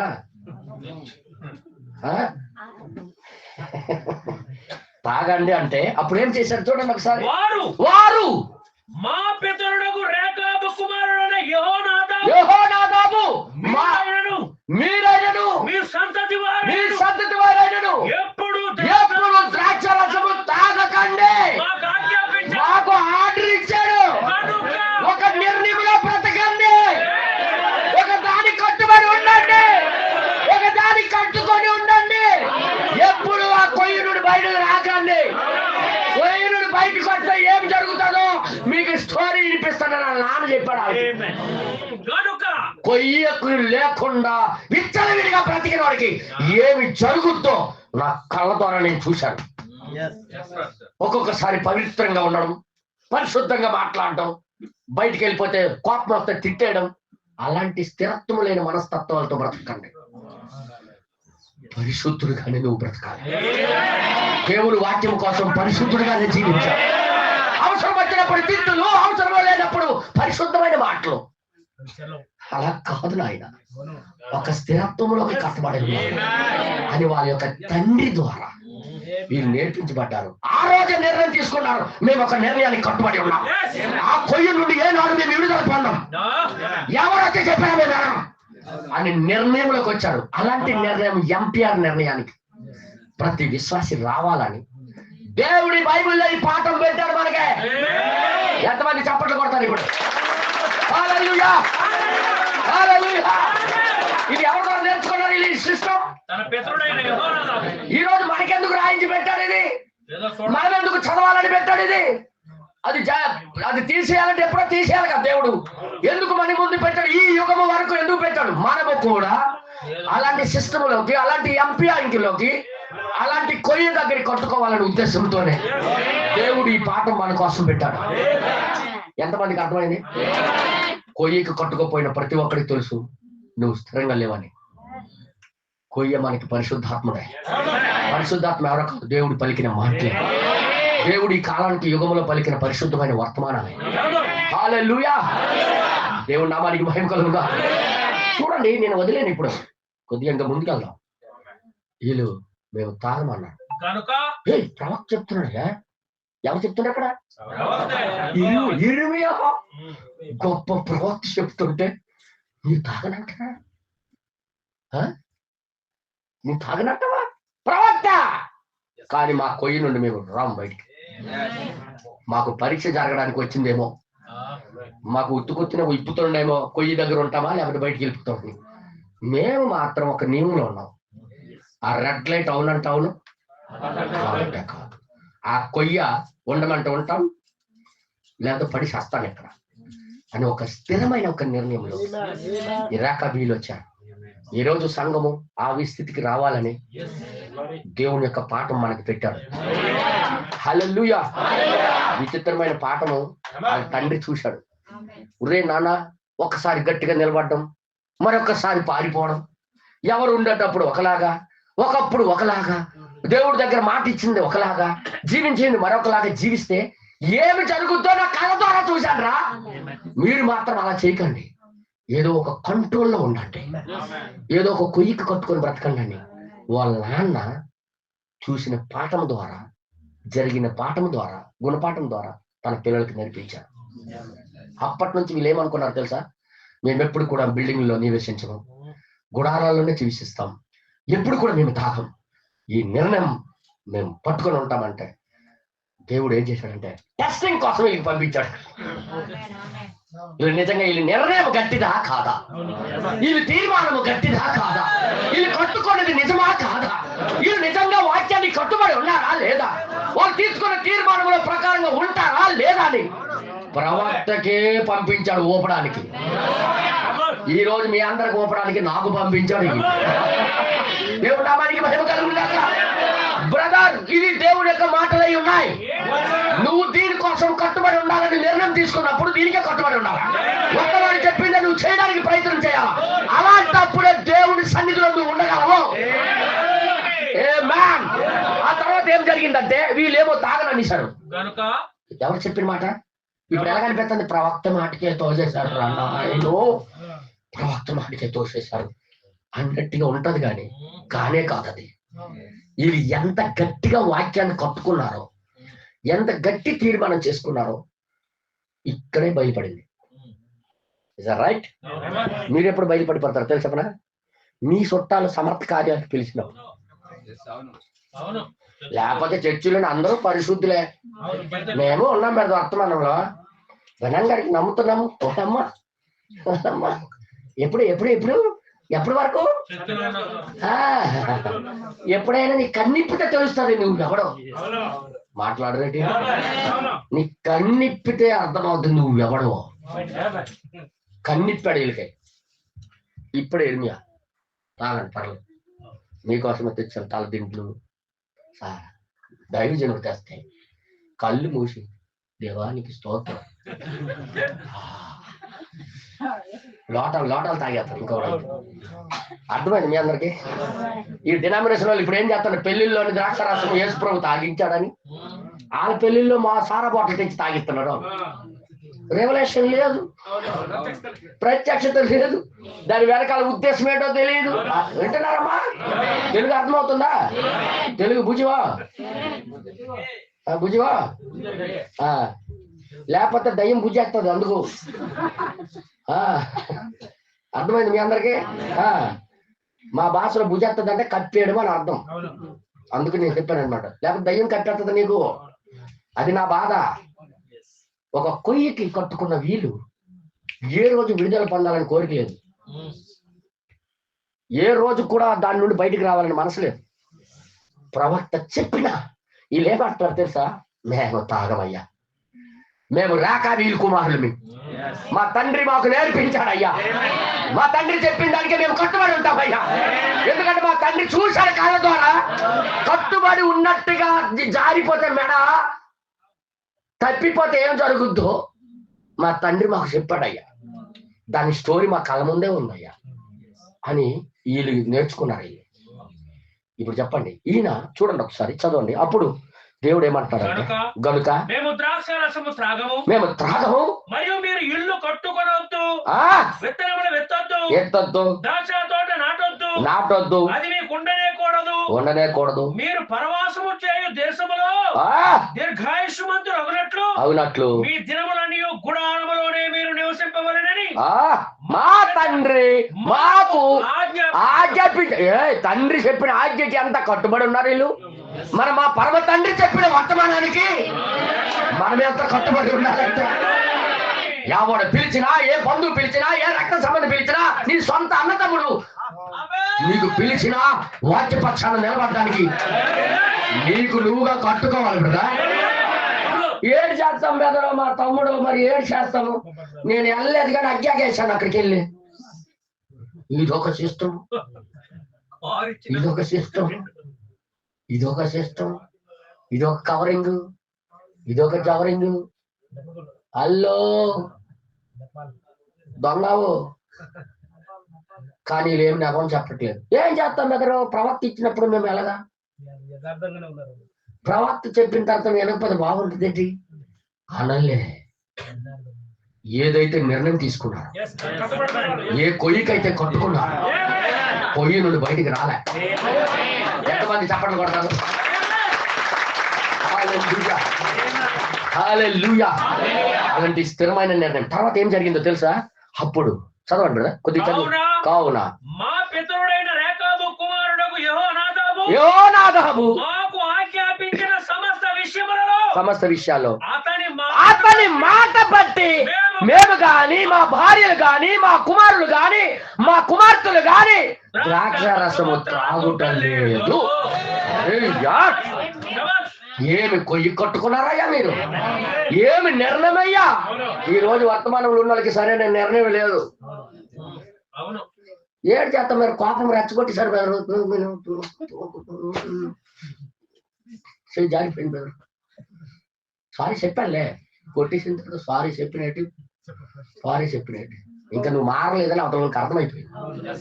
అవసరం అయితే తాడు ఇప్పితే కొట్టేస్తామని, తాడు కట్టినప్పుడే బాగుంటావని వాళ్ళకి అర్థమైంది. కానీ వీళ్ళకి తాడు ఇప్పినా వెళ్ళట్లేదు ఈ కాదు రాట నుండి. ఏదో నేను మాట్లాడుతున్నాను కదా. హలో, ఒక కండిషన్ కు నువ్వు రాకపోతే ఈ వర్తమానంలో జీవించడం కష్టం. ప్రతి ఒక్కరు అర్థం చేసుకోవాలని నేను కోరుతున్నాను. నా రెండు చేతులు జోడించి చెప్తున్నాను, ఈ వర్తమానంతో మనం మాట్లాడలేము. దీనికి నువ్వు కట్టుబడి ఉండాల్సిందే, లేదా దీని నుండి నువ్వు తోయబడాల్సిందే. రెండు జరుగుతాయి. హల్లెలూయా. నేను వదిలేస్తాను అనుకుంటున్నానేట? లేదు, బోల్డ్ ఉంది. ఇంకా చూపిస్తాను మీకు, సినిమా చూపిస్తాను. వీళ్ళు ఇంతగా కట్టుబడి ఉండడానికి కారణం ఏంటి తెలియాలి కదా. అది కూడా తెలియాలి కదండి. ఇంతగా ఈ కొయ్యి కట్టుకోవడానికి కూడా కారణం తెలియాలి. ఈ రోజు కూడా అలాగ కట్టుకోకపోతే మనకేం జరుగుతుందో మనము కూడా చూడాలి. కట్టుకుంటే ఏమి లాభము, కట్టుకోకపోతే ఏమి లాభము వీళ్ళకి బాగా తెలుసు కాబట్టి వీళ్ళు గట్టిగా బిగించుకున్నారనమాట. వీళ్ళమే వచ్చి తాడిప్పినా కన్నిప్పినా మేము వెళ్ళమంటే వెళ్ళము. ఈ రాట నుండి మేము ఈ రాట దగ్గరే కొన్ని ఆవులు, మంచి ఆవులు ఉంటాయన్న, నువ్వు కట్టకపోయినా వచ్చి ఆ కొయ్యి దగ్గరే పడుకుంటా. అందులో నోటుకు ఏదో ఒక్కటి అలాంటివి, నూటికి ఒక్కటి దొరకడం కష్టం అన్నట్టు. మా ఊర్లో ఒక ఎద్దు ఉంది, నేను చూశాను. మా ఇంటి పక్కనే సాల ఉంది, అట్టాడోలు ఎద్దు. అది పొలంలో వదిలే టైం అయ్యేసరికి నడుచుకొని వచ్చి, సార్ లేకపోయినా ఆయనకి ఏ జబ్బు అయినా హాస్పిటల్కి వెళ్ళిపోవడం అనవసరం. దానికి టైం ప్రకారంగా మేసేసి తిన్నగా వచ్చి దానికి ఎక్కడ కడతారు కొయ్యి, అక్కడే పడుకుంటాడు. ఇంకా ఏ టైంకి ఇప్పుతాడో వాడరు, ఆ టైంకే లెగిసి ఇంకా బయలుదేరుతుంది. దీన్ని చేసేది ఎంత మంచి ఆవు, ఇలాంటి మంచి ఎప్పుడు అనుకున్నాను నేను. కొన్ని ఆవులు అయితే దొరికిందిరా అవకాశం, ఎన్నాళ్ళు వర్తమానం అని కట్టి పడేశారు. నాకు ఇప్పుడు అవకాశం దొరికిపోయింది అని ప్రతి సాల్లోకి దూరిపోయి, ప్రతి ఎద్దుకు పొడి చేసి, ప్రతి ఆవు మీద ఎక్కిపోయి ఏటేడు చేసిరో అలాంటి వాళ్ళు కూడా మన మధ్యలో ఉన్నారు. అమ్మయ్యా, వర్తమానం నుండి నాకు వదిలేశారు. నేను ఇప్పుడు వర్తమానం వదిలేశాను కాబట్టి నచ్చినట్టుగా తిరుగుతాను. తిరుగును ఆయన ఇంకా ఎప్పుడు ఎక్కడికి వెళ్ళిపోతాడు. ఎవడో ఒకరి దగ్గర చూస్తాడు, ఏదో ఒక రోజు పట్టుకుంటాడు, ఏదో ఒక రోజు కడతాడు, ఆటో ఎక్కిస్తాడు, కెమెరా దుకాణానికి వెళ్తాం. ఆ రోజు చాలా ఫాస్ట్ గా మొక్కలు అవుతావు. కట్టునాయన వెళ్ళినాయన వర్తమానం నీకేం చేయట్లేదు అని అనుకుంటున్నావు. నువ్వు నీ తాడు నువ్వే బిగించుకుంటున్నావు. కానీ ఈ రోజు మనకిచ్చిన ఈ తాడు నీకు బిగించడానికి కాదు, నీకు చంపడానికి కాదు, నీకు అవతల ఒట్టుకు తీసుకెళ్ళడానికి, నీకు మరణము నుండి తప్పించడానికి, శత్రువు నుండి తప్పించడానికి, నీ జీవితం కాపాడటానికి గట్టి నిర్ణయంలోకి రమ్మని పిలుస్తున్నది. హల్లెలూయా. వీళ్ళేమన్నారు? మేము అసలు తినము తాగమరా, మేము గుడారాలను నివసిస్తున్నాం. ఏమి కొయ్యి కట్టుకున్నారన్నా ఈ నిర్ణయాలు. ఈ నిర్ణయం ఎంత గట్టి నిర్ణయం మీకు ఎందుకు వచ్చిందబ్బా, అది కూడా చూడాలి మనం. ఓకే, తర్వాత అప్పుడు ఏమంటాడు అంటే 20:14 వచ్చింది మనం చదివితే, అప్పుడు యెహోవా 12 వచ్చింది మనం చదువుదాం. అప్పుడు ఇర్మియా వీళ్ళు తాగలేదు కాబట్టి అంతటా యెహోవాకు ఇర్మియాకు ప్రత్యక్షం ఇలాగ సెలవిచ్చును. ఏమనగా నువ్వు వెళ్ళి యూదా వారికి యెరూషలేము నివాసులకు ఈ మాట ప్రకటింపు. రాత్రి పగలు దేవుని వాక్యం వింటున్న వాళ్ళకి చెప్పాలా? ఏమనంటే యూదా వాళ్ళని, మేము వర్తమానంలో ఉన్నోళ్ళమే, మేము పక్షిరాజు పిల్లలమే, అందరికి వెళ్ళి చెప్పు. వెళ్ళి చెప్పా. స్థిరత్వం లేని మనస్తత్వాలు కలిగిన వాళ్ళు రేఖాబీలు చూసి నేర్చుకోండి.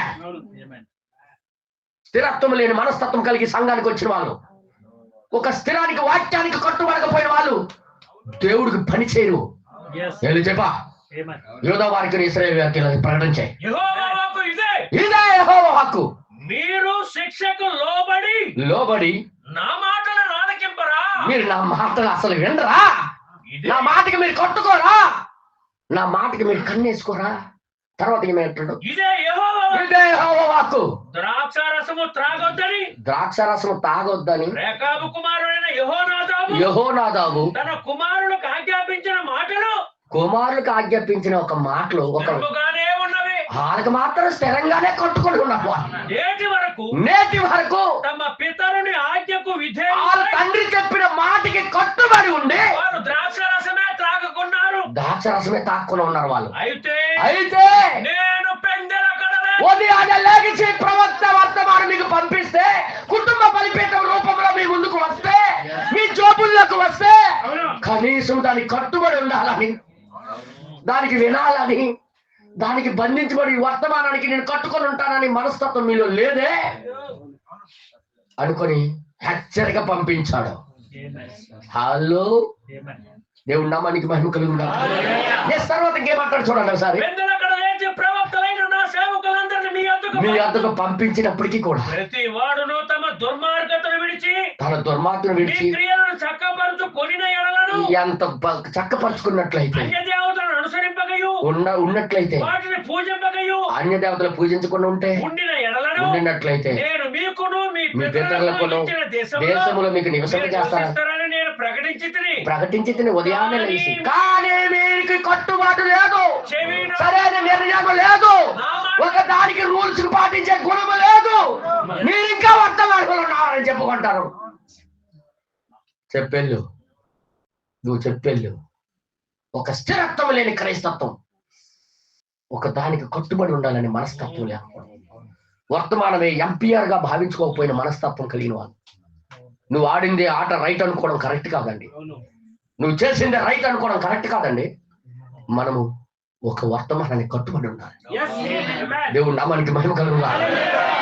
ఇది తెలుసుకోవాలని, ఈ పాఠం నేర్చుకోవాలని ఇది రాయిస్తే ఇది ఎవరిదో అనుకుంటున్నాం మీరు. ఇది మనదే, మన స్టోరీయే. నేను విడిచిపెట్టను. వీళ్ళకి ఇంత శిక్షణ ఇచ్చిన తన తండ్రికి ఏం చూసి నేర్చుకున్నాడో చూపిస్తాను. దేవుడు నామానికి మహిమ కలుగుగాక. హల్లెలూయా. ఇంటికి వెళ్ళి కూడా ధ్యానించండి మీరు. వాళ్ళకి ఒక స్థిరత్వం కొయ్యి ఉంది, వాళ్ళకి ఎంపీఆర్ ఉన్నాడు. వాళ్ళ తండ్రి యొక్క మాటలే వాళ్ళకి ఎంపీఆరింగ్.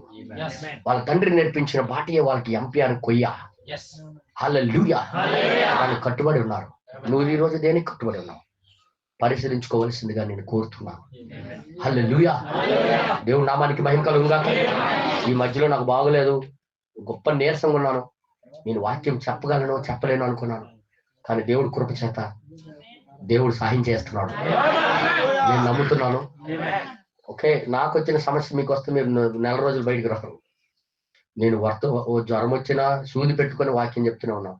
ఎందుకంటే దేవుడు చెప్పాడు, సమయం అనక వాక్యం ప్రకటించైపో అని. అవకాశం దొరికినప్పుడే సమయం అవనే అసమయం అవనే ఈ సత్యం ప్రజల దగ్గరికి తీసుకెళ్లాలని ఒక ఆశతో ఈ రోజు నేను వచ్చాను మీ దగ్గరికి. వినండి, ప్రతి ఒక్కరు కొయ్యి కట్టుకోండి. ఇప్పుడు ఈ రేఖాబీలు ఎంత గట్టి నిర్ణయం తీసుకుంటే దేవుడే వీళ్ళకి మెచ్చుకుంటున్నాడు. చూడండి ఒకసారి ఇక్కడ రాయబడింది, రేకాబు కుమారుడైన యెహోనాదాబు కుమారుడు తమ తండ్రి తమకిచ్చిన ఆజ్ఞను నెరవేర్చరు గాని ఈ ప్రజలే నా మాటలు వినక. వాళ్ళైతే కొయ్యి కట్టుకొని బతుకుతున్నారు, కానీ నా ప్రజలని బట్టి వాళ్ళే కొయ్యి కట్టుకోనట్లేదు. వీళ్ళే సరిగ్గా నిర్ణయం తీసుకోలేకపోతున్నారు. ఈ వర్తమానమే జీవమని దాంట్లో నమ్మలేకపోతున్నారు. ఒక స్థిరత్వం రావట్లేదు మనుషుల్లో. వచ్చామా లేదా అని చూపించుకోవడానికి రావటం, ఇదంతా దొంగ బుద్ధులు, మంచిది కాదు. వీళ్ళు వినటం లేదని వీళ్ళకి చూపించే వాళ్ళతో మాట్లాడుతున్నాం. కాబట్టి చూడండి వాళ్ళు ఎంత గట్టిగా నిలబడ్డారు, ఎలా కొయ్యి కట్టుకున్నారు చూడండి అని చూపిస్తూ మనతో మాట్లాడుతున్నాడు ఈ రోజు. తర్వాత ఇంక రాయబడి ఉంది, కాబట్టి ఇశ్రాయేలు దేవుడును సైన్యములకు అధిపతియగు యెహోవా ఈ మాట సెలవిస్తున్నాడు, నేనే వారితో మాట్లాడి తిని గాని వారు వినకపోయిరి కట్టుకోకపోయిరి. పిలిచితిని గాని జవాబు ఇవ్వట్లేదు కనుక యూదా వారి మీదకి యెరూషలేము వారి మీదకి రప్పించదానని గ్యారెంటీగా శత్రువుకి నేను అప్పచెప్తా. గ్యారెంటీగా దేవుడికి వాక్యానికి కట్టుకోలేదు కాబట్టి వీళ్ళకి ఇంకొక రాజుతో తన్నిస్తా. వీళ్ళకి చెప్పిన కీడంతా వీళ్ళ మీదకి వస్తాయి. లోకంలో ఉన్న తెగుళ్ళన్నీ వాళ్ళ ఇంటికి కుమ్ముతాయి. లోకంలో ఉన్న జబ్బులన్నీ వాళ్ళ ఇంటికి వస్తాయి. ఎందుకో తెలుసా? సరిగ్గా కట్టుకోవట్లేదు మనం. ఎంతమందికి అర్థమవుతుంది మాట? హల్లెలూయా. దేవుడు నామానికి అందరూ బాగున్నారు, కానీ వర్తమానికి వచ్చింది మా ఇంట్లోనే బాగలేదండి.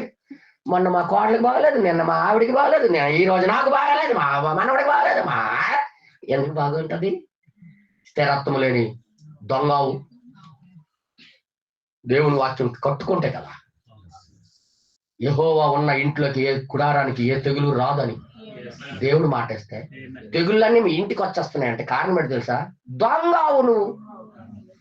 దొంగవు. ఇంట్లోనే ఒకలాగా, బయటకు ఒకలాగా, చర్చిలో ఒకలాగా, బయట ఒకలాగా. యాక్షన్ మనసు మారిపోతుంటది. ఈ రోజు నిర్ణయం రేపు ఉండదు, రేపు నిర్ణయం ఈ రోజు ఉండదు.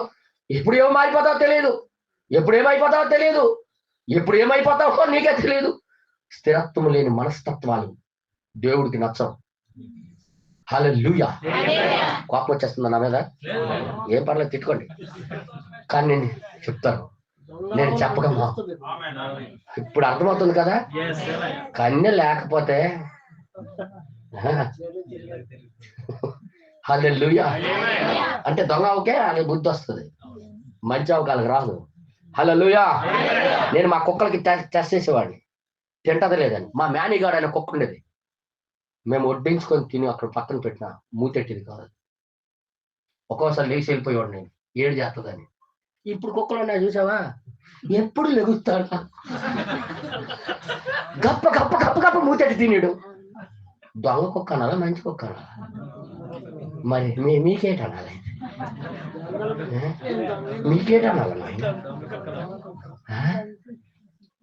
నేను గాని వారం రోజులు కూటాలు పెట్టకపోతే ఎవడు తోవ ఆడిది,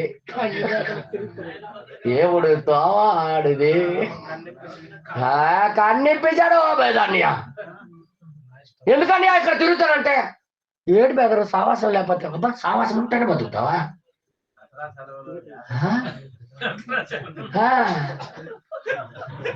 దసరా సెలవులకు అత్తగారి ఇంటికి వెళ్ళిపోయి పాత ఫ్రెండ్స్లతో కూర్చొని మాట్లాడతాను,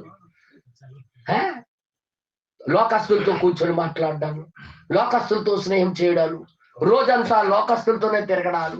నీకు ఎలాగ మనసు వస్తుందయ్యా దేవుడు మనిషి అని చెప్పి? ఇలాగ తిడుతున్నాను, నన్ను క్షమించండి. ఇది నిజం, ఇది నిజం.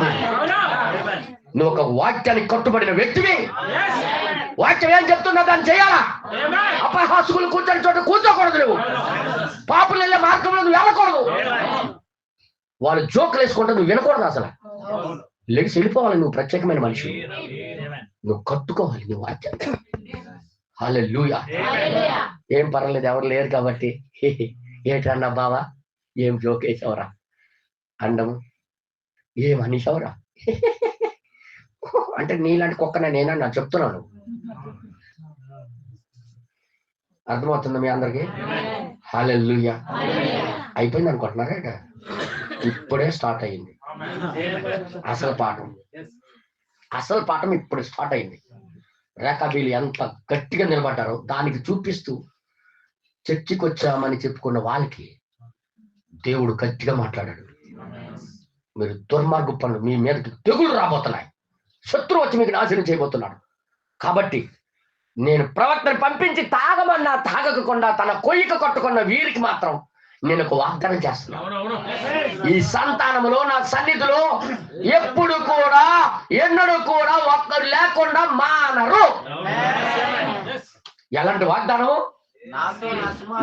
ఆయనతో ఆయన సింహాసనంలో ఎప్పుడు వాళ్ళు ఉంటారు. కొయ్య కట్టుకున్న వారికి ఈ బహుమతి, కొయ్య కట్టుకున్న వాళ్ళకి ఈ బహుమతి, కొయ్య కట్టుకోపోయిన వాళ్ళకి శత్రువు బహుమతి. ఏది కావాలో మీరే ఎంచుకోండి. నాకు తెలియక అడుగుతాను, ఈ రేఖాబీల్కి ఎంత పట్టు ఎవరు బోధించారు? అది కూడా మనం చూడాలి. దేవుడు నామానికి మహిమ కలుగుతారు. వింటారా? ఓపిక ఉందా? ఓపిక ఉందా? సుత్తిగా అనిపిస్తుందా? పరిశుద్ధాత్మ మాట్లాడితే ఇసుక అనిపించదు, మీకు తెలుసు. నెక్స్ట్ ఏంటి? దైమాత్మ పట్టిన వాళ్ళకి కూడా ఆ దయ్యం ముందు కూర్చున్నప్పుడు ఆలకాలు కనిపిస్తుంది. నెక్స్ట్ ఏంటి? ఆ దయ్యం ఆలక ప్రత్యేకిస్తుంది. సీరియల్ చూసినప్పుడు ఏమవుతుందో తెలుసా? నెక్స్ట్ శేఖర్ ఏడు చేస్తాడు, శేఖర్ బతికుంటాడు, సస్తాడు అంటే ఉదాహరణ. శేఖర్ ఎవడో నాకు తెలియదు, ఉదాహరణ ఇస్తాను పేరు. బతికుంటాడా? ఒక ఆమె అయితే 7 శాతం బయటకు వచ్చి అయినా ఇంకా చంపిస్తాడు వాడికి. బతుకుంటే బాగుంది, సీరియల్ పోయింది. అంత లీలమైపోయారు అందులోని. మా ఏదులో నేను ఇవన్నీ ప్రాక్టికల్ గా చూసిన వాడే చూస్తాడు. రేపు ఇదంతా కలేమో, ఆడు ఉంటే భలే ఉంటుంది అనుకో అని మాట్లాడుకోవడం నేను విన్నాను. వాళ్ళకి అంత అభిషేకం వచ్చినప్పుడు జీవము కలిగిన వాక్యం, ఈ పరిశుద్ధాత్మ మనకు కూడా ఇంట్రెస్ట్ తీసుకొని రావాలి. దేవుడు నామానికి మహిమ కలుగుగా. హల్లెలూయా. దేవుడు నామానికి మహిమ కలుగుగా. మా ఈదిలో మా ఆడపిల్లలు అమ్మడానికి వెళ్ళి సినిమాకు చూసుకొని వచ్చి ఈ స్టోరీలు చెప్పుకునే వాళ్ళు రాత్రి 2 గంటల వరకు. నేను బాగా గుర్తు నాకు. ఏ బోడమ్మ అల్లిచి గొడవడకుందా అని మా భాషలో మాట్లాడుకుంటున్నారనమాట. అంటే కొడతాడే, ఏం ఫైటింగ్ అది. బాక్సులు బద్దలైపోతున్నాయా, ఒక గుద్దుకు గుబే అంటుందట. మా ఈదులండి స్టోరీ. ఎవరెవరి అమ్మ లెక్కలు వెళ్ళలేదో వీళ్ళందరూ చూసిన దాని దగ్గర ముందుకు వచ్చి కూర్చొని ఈ అభిషేకం మాకు పంచుకోవా అని చెప్తే, ఏం చీర కట్టిందనుకోరా హీరోయిన్. ఆ తర్వాత ఆడు ప్రేమించాడు కదా అని చెప్తుంటే అని వినేవాళ్ళు మా ఏదులు ఆడపిల్లలందరూ. ఈ రోజు నువ్వు ఇక్కడున్న అభిషేకం చుట్టుపక్కల ఉన్నోళ్ళు మాట్లాడినప్పుడు నువ్వు చెప్పే దమ్ము ఉండాలి నీకు. మాకు వర్తమానం ఇలా నేర్పించే. మేము ఇది చూసాం బైబిల్లో. దేవుడు ఇది కోరుతున్నాడు. తప్పు అభిషేకమే వాళ్ళు పంచుకుంటుంటే జీవము కలిగిన అభిషేకం నువ్వు ఎంత పంచాలి? తప్పు అభిషేకం వాళ్ళు సినిమాకి వెళ్ళినట్టుగా ప్రేరేపణ ఇచ్చింది ఆ ఎమ్మెల్యే. ఇంకొకరికి పరలోకానికి వెళ్ళేటట్టుగా ప్రేరేపించాలి నువ్వే. దేవుడు నామానికి మహిమ కలుగును గాక. నేను ఎందుకు ఇవన్నీ చెప్తున్నానంటే నా ముందు ఎందుకు చూపించాడు దేవుడు ఈ రోజు కోసమే కాల. నాకు మేనత్తలు అవుతారు, వాళ్ళు వచ్చి కూర్చొని మాట్లాడిందంతా నేను వినేవాడిని చిన్నప్పుడు. వాళ్ళు చెప్తుంటే ఆ సినిమాకి వెళ్ళిపోవాలనిపించింది అనమాట. అంత బాగా చెప్పాడు వర్ణించి. ఈ రోజు మీకు కట్టుకోవాలనే దీని గురించి మీకు వర్ణించి చెప్తున్నాను. దేవుడు నామానికి మహిమ కలుగును గాక. అసలు ఈ స్టోరీ ఏంటో కొద్దిగా చూద్దాం. అంటే వీళ్ళకి ఇలా నిలబడినందుకు ఏంటి చెప్పడానికి ఎన్నో వచ్చినామంటే 19వ వచనం. కాబట్టి ఇశ్రాయేలు దేవుడు సైన్యములకు అధిపతియగు యెహోవా సెలవిచ్చినదేమనగా నా సన్నిధిలో నిలుచుటకు, నా సన్నిధిలో ఎల్ల వేళలా నిలబడడానికి రేకాబు కుమారుడైన యెహోనాదాబునకు సంతతి వాడు ఎన్నడూ ఉండక మారడు. ఇది ఎవరి మాట? ఇది దేవుడు. ఎవరు పంపించారు తాగమని? అదే దేవుడి మాట తిరస్కరించేందుకు వీళ్ళకి ఎటువంటి పోమాట. టెస్టింగ్ అన్నా, టెస్టింగ్ నీకు కూడా టెస్టింగ్ అన్నా. నువ్వు కూడా కన్నిప్పి చూస్తాడు ఒక్కొక్కసారి కట్టుకున్నావా వర్తమానంతో లేదా అనేది. గుర్తు పెట్టుకోండి. దేవుడు నామానికి మహిమ కలుగును గాక. నాకు తెలియకుండా ఈ రేఖాబీయుడైన యెహోనాదాబు యొక్క స్టోరీ నాకు తెలియాలనిపించింది. ఒకసారి ఎతికాను ఆయన జీవిత స్టోరీ ఏంటని. ఒకరోజు ఎలీషా ద్వారా అభిషేకించబడిన యహూ తెలుసు కదా బైబిల్లో. యహూకి అభిషేకించాడు. ఆ యొక్క రాజు, ఏ రాజు అయితే అహాబు రాజు తన కుమారులకి అందరికి విగ్రహారాధన తీసుకొచ్చారు కాబట్టి వాళ్ళ కుటుంబీలందరికీ నాశనం చేయడానికి యహూక అభిషేకించాడు. ఈ యహూక అభిషేకించిన ఇతడు ఇశ్రాయేలు యొక్క రాజు యొక్క ఎవరెవరైతే ఈ యొక్క విగ్రహారాధనకి సంఘానికి పాడు చేయడానికి నడిపించారో వాళ్ళందరికీ చంపడానికి యహూకి దేవుడు అభిషేకించాడు. యహూ ఏం చేశాడంటే యెహోవా పక్షాన నిలబడి, యెహోవా తరపున నిలబడి దేవుడికి వ్యతిరేకమైన వాళ్ళందరూ కూడా నరకడం ప్రారంభించాడు. చెప్పన్నారా? ఒకప్పుడు యెహూ దేవుడి పక్షాన నిలబడి కొయ్యి కట్టుకుని ఉండేవాడు. మాట్లాడండి,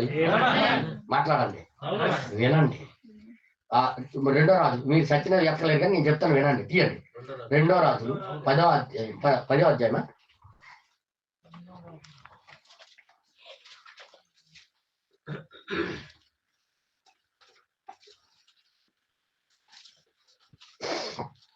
కొద్దిగా చేద్దాం. వీళ్ళకి ఎందుకు అంత పట్టు?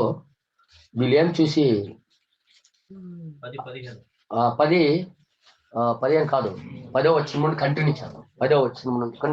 10వ వచనం నుండి అహాబు కుటుంబీకరణ గురించి యెహోవా సెలవిచ్చిన మాటలలో, అహాబు కుటుంబీకుల కోసం దేవుడు ఏదైతే సెలవిచ్చాడో ఒకటి నెరవేరకపోదు, ఒక్కడి కూడా నెరవేరకుండా ఆగిపోదు. తన సేవకుడైన ఏలియా ద్వారా తాను సెలవిచ్చిన మాట యెహోవా నెరవేర్చనని చెప్పాను.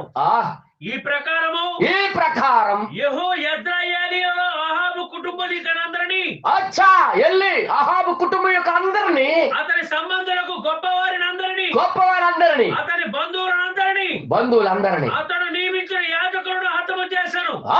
అహాబు రాజు యొక్క యాజకులకి, బంధువులకి, ఆయన పిల్లలకి అందరికి చంపుకొని వస్తున్నాడు. వస్తున్నాడా లేదా? ఇప్పుడు ఎవరి పక్షాన ఉన్నాడు? యెహూ దేవుడికే కట్టుబడి ఉన్నాడు. అందరూ చెప్పండి. తర్వాత ఇంక రాయబడి ఉంది, అతనికి ఒకరినైనా ఉండనియ్యలేదు, ఒక్కడి కూడా వదలలేదు, అందరికి చంపేశాడు దేవుడు చెప్పినట్టుగా. అప్పుడు అతడు లేచి, ఆయన దేవుడి మాట నెరవేర్చినోడా కాదా? అందరూ చెప్పాలా? వదిలేనో, ఇది జవాబు వచ్చిన వరకు నేను వదలను.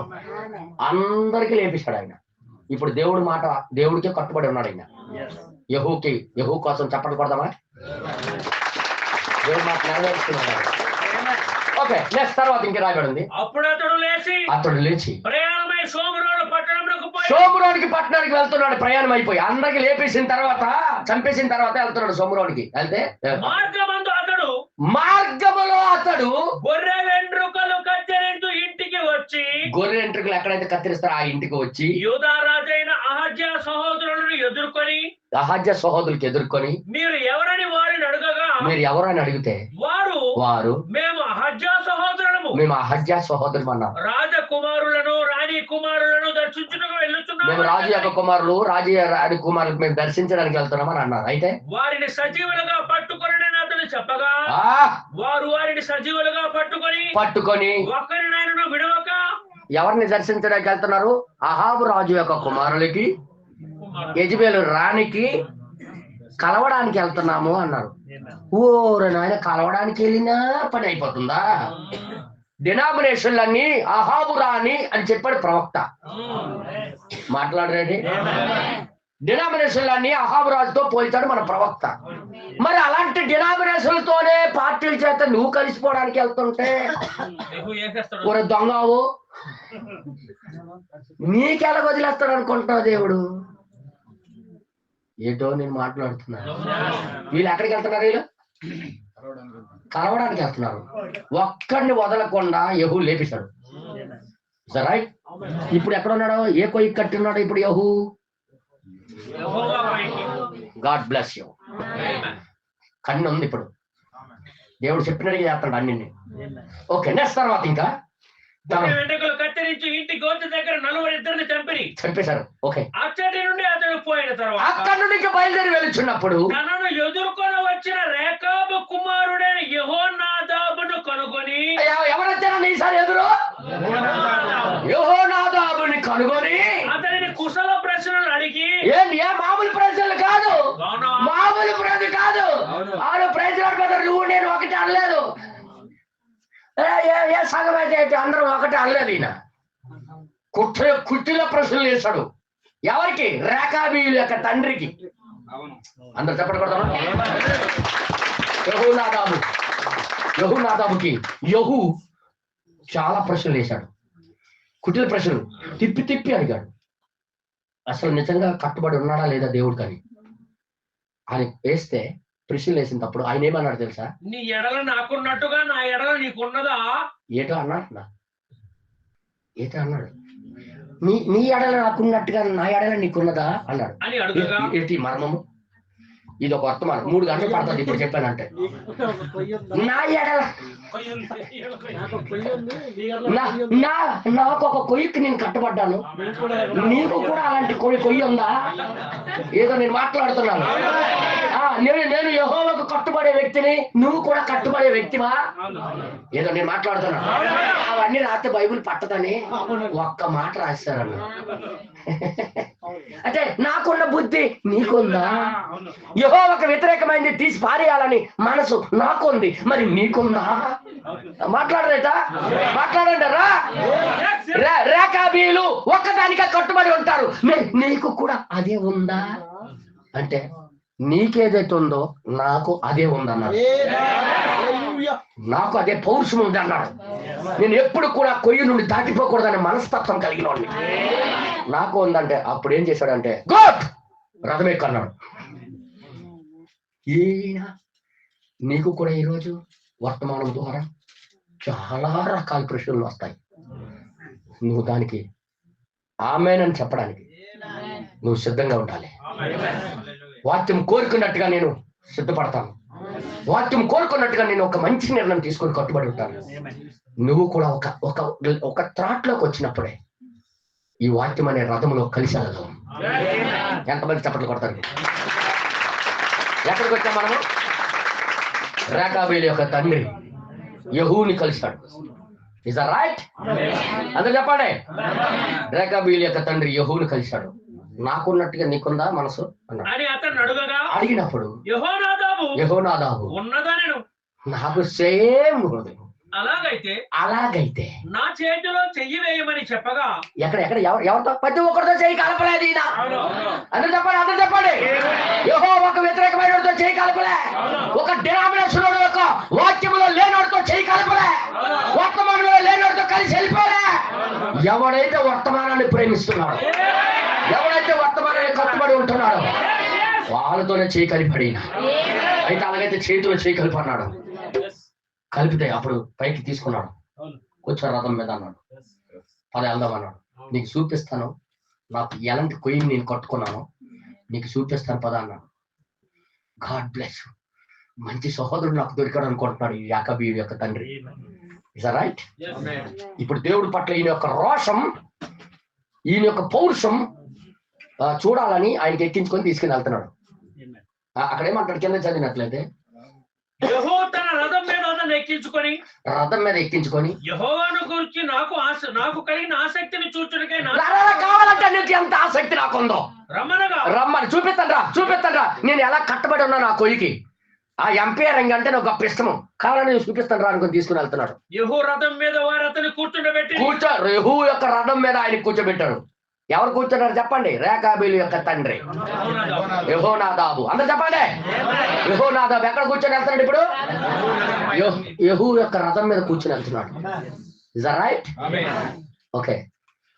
సోమరోనికి వచ్చి సోమరోనులో అహాబునకు శేషించున్న వారిని అందరినీ చంపి అహాబుకి తాలూకులందరికీ లేపేసి ఏలియాకు యెహోవా సెలవిచ్చిన మాటను ప్రవక్త చెప్పిన మాట ప్రకారంగా చేసి అహాబును నిర్మూలన చేయ వరకు హతము చేయటం మానకుండెను. పూర్తిగా గొప్ప. God bless you. Jehu super. అందరూ చెప్పండి. యెహూ సూపర్. కానీ ఆ యెహూ ఎన్ని రోజులు కన్నితో లేడు. అవునవును.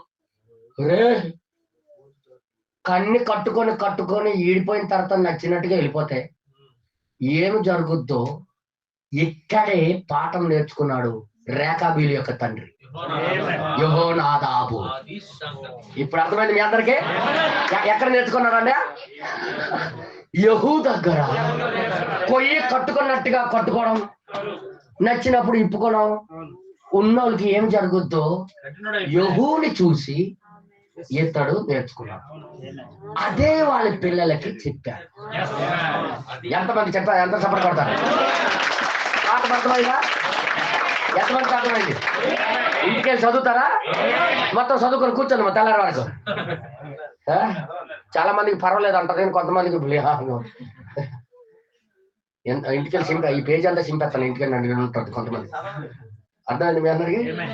కొద్దిగా చదువుతాం, ఇంకా కొద్దిగా చదువుదాం. ఆ తర్వాత యెహూ రథం మీద వెళ్ళి ఈయన ఏమి కట్టుకున్నాడయ్యా, ఏమి దేవుడి మాట నెరవేరుస్తున్నాడయ్యా, ఏమి నిజమైన దైవజనుడయ్యా అనుకొని గొప్ప అయిపోతున్నాడు. ఈయన ఎలాంటోడు నాకు దొరికాడు సహవాసానికి. సూపర్ ఆమేన్ హల్లెలూయా అంటున్నాడు లోపల. తరువాత యెహూ జనులందరినీ సమకూర్చి వారికి ఇలాగ ఆజ్ఞ ఇచ్చాడు. ఏంటి ఆజ్ఞ ఇచ్చాడు తెలుసా? కుయ్యెత్తుగా అహాబు బయలు దేవతకు కొద్దిగానే పూజ చేశాను. అహాబు అయితే కొద్దిగా పూజ చేశాడు. ఆయన 2 కొవ్వొత్తులు వెలిగించాడు. కానీ యెహూ అని నేను ఆ దేవతలకు అధికముగా పూజ చేయబోతున్నాను, పెద్ద పండగ చేయబోతున్నాను. ఎవడెవడు మొక్కుతాడో రండి అని. కానీ ఇంతవరకు సంఘంలో హల్లెలూయా ఆమేన్ యాక్షన్ చేసిన వాళ్ళందరికీ తాడిప్పాడు. సంఘంలో తాడిప్పాడు. అప్పుడు లెగిశారు కొంతమంది. పూర్తిగా వస్తున్నాం కదా చర్చికి. మాకు మనసులో లేదు. మా బావ ఏట అనుకుంటాడనో, మా ఏరకాడు ఏట అనుకుంటాడు, మా మనసులో లేదు అనుకుని వచ్చిన వాళ్ళందరికీ చూశాడు అనమాట. ఓరే దొంగ ఉల్లారా అనుకున్నాడు. అప్పుడు మేము పెద్ద పండగ చేస్తున్నాను, మనం అందరం పెద్దగా ఆరాధన చేద్దామని ఆ డూప్లికేట్ కన్నిప్పి చూపించాడు. అన్ని డూప్లికేట్ క్రైస్తవులందరినీ కూడా. అందరికీ ఒక దగ్గర గుడి కట్టి అక్కడికి బలి అర్పిద్దాం పదండి తీసుకుని వెళ్ళి బయట తన సైనికులు చెప్పాడు, ఎవడెవడైతే ఈ పూజకు వచ్చాడో ఒక్కడికి లేకుండా అందరికి. ఇదంతా ఎవరు చూస్తున్నారు? రథం మీద నుండి రేకాబీలు యొక్క తండ్రి. కట్టుకుంటే ఇలా కట్టుకోవాలరా. దేవుడికి కట్టుబడి ఉండాలంటే ఇలాగ కట్టుబడి ఉండాలా. దేవుడికి వ్యతిరేకమైన అన్నిటికి కూడా తీసి పారేసిన వ్యక్తి ఇలా ఉండాలరా అనుకుంటున్నాడు లోపల. యెహూ గురించి రేకాబీలు యొక్క తండ్రి యెహోనాదాబు అనుకుంటున్నాడు. ఇక్కడ వరకు బాగానే ఉంది. బాగుంది. కొద్ది రోజులు అయిన తర్వాత వాళ్ళ ముందు జరుగుతున్న అన్యాయాన్ని ఏంటి అనకుండా, ఖండించకుండా, వాళ్ళ విగ్రహాలు చేస్తుంటే ఏమనకుండా పళ్ళకుండిపోవడం చూశాడు అనమాట. ఎవరు చూశారు ఇది? యెహోనాదాబు చూసి. ఇది ఇంటికి వెళ్ళి చదవండి. నేను చెప్పేస్తాను, షార్ట్ కట్ లో చెప్పేస్తున్నాను. ఇదంతా చూశాడు.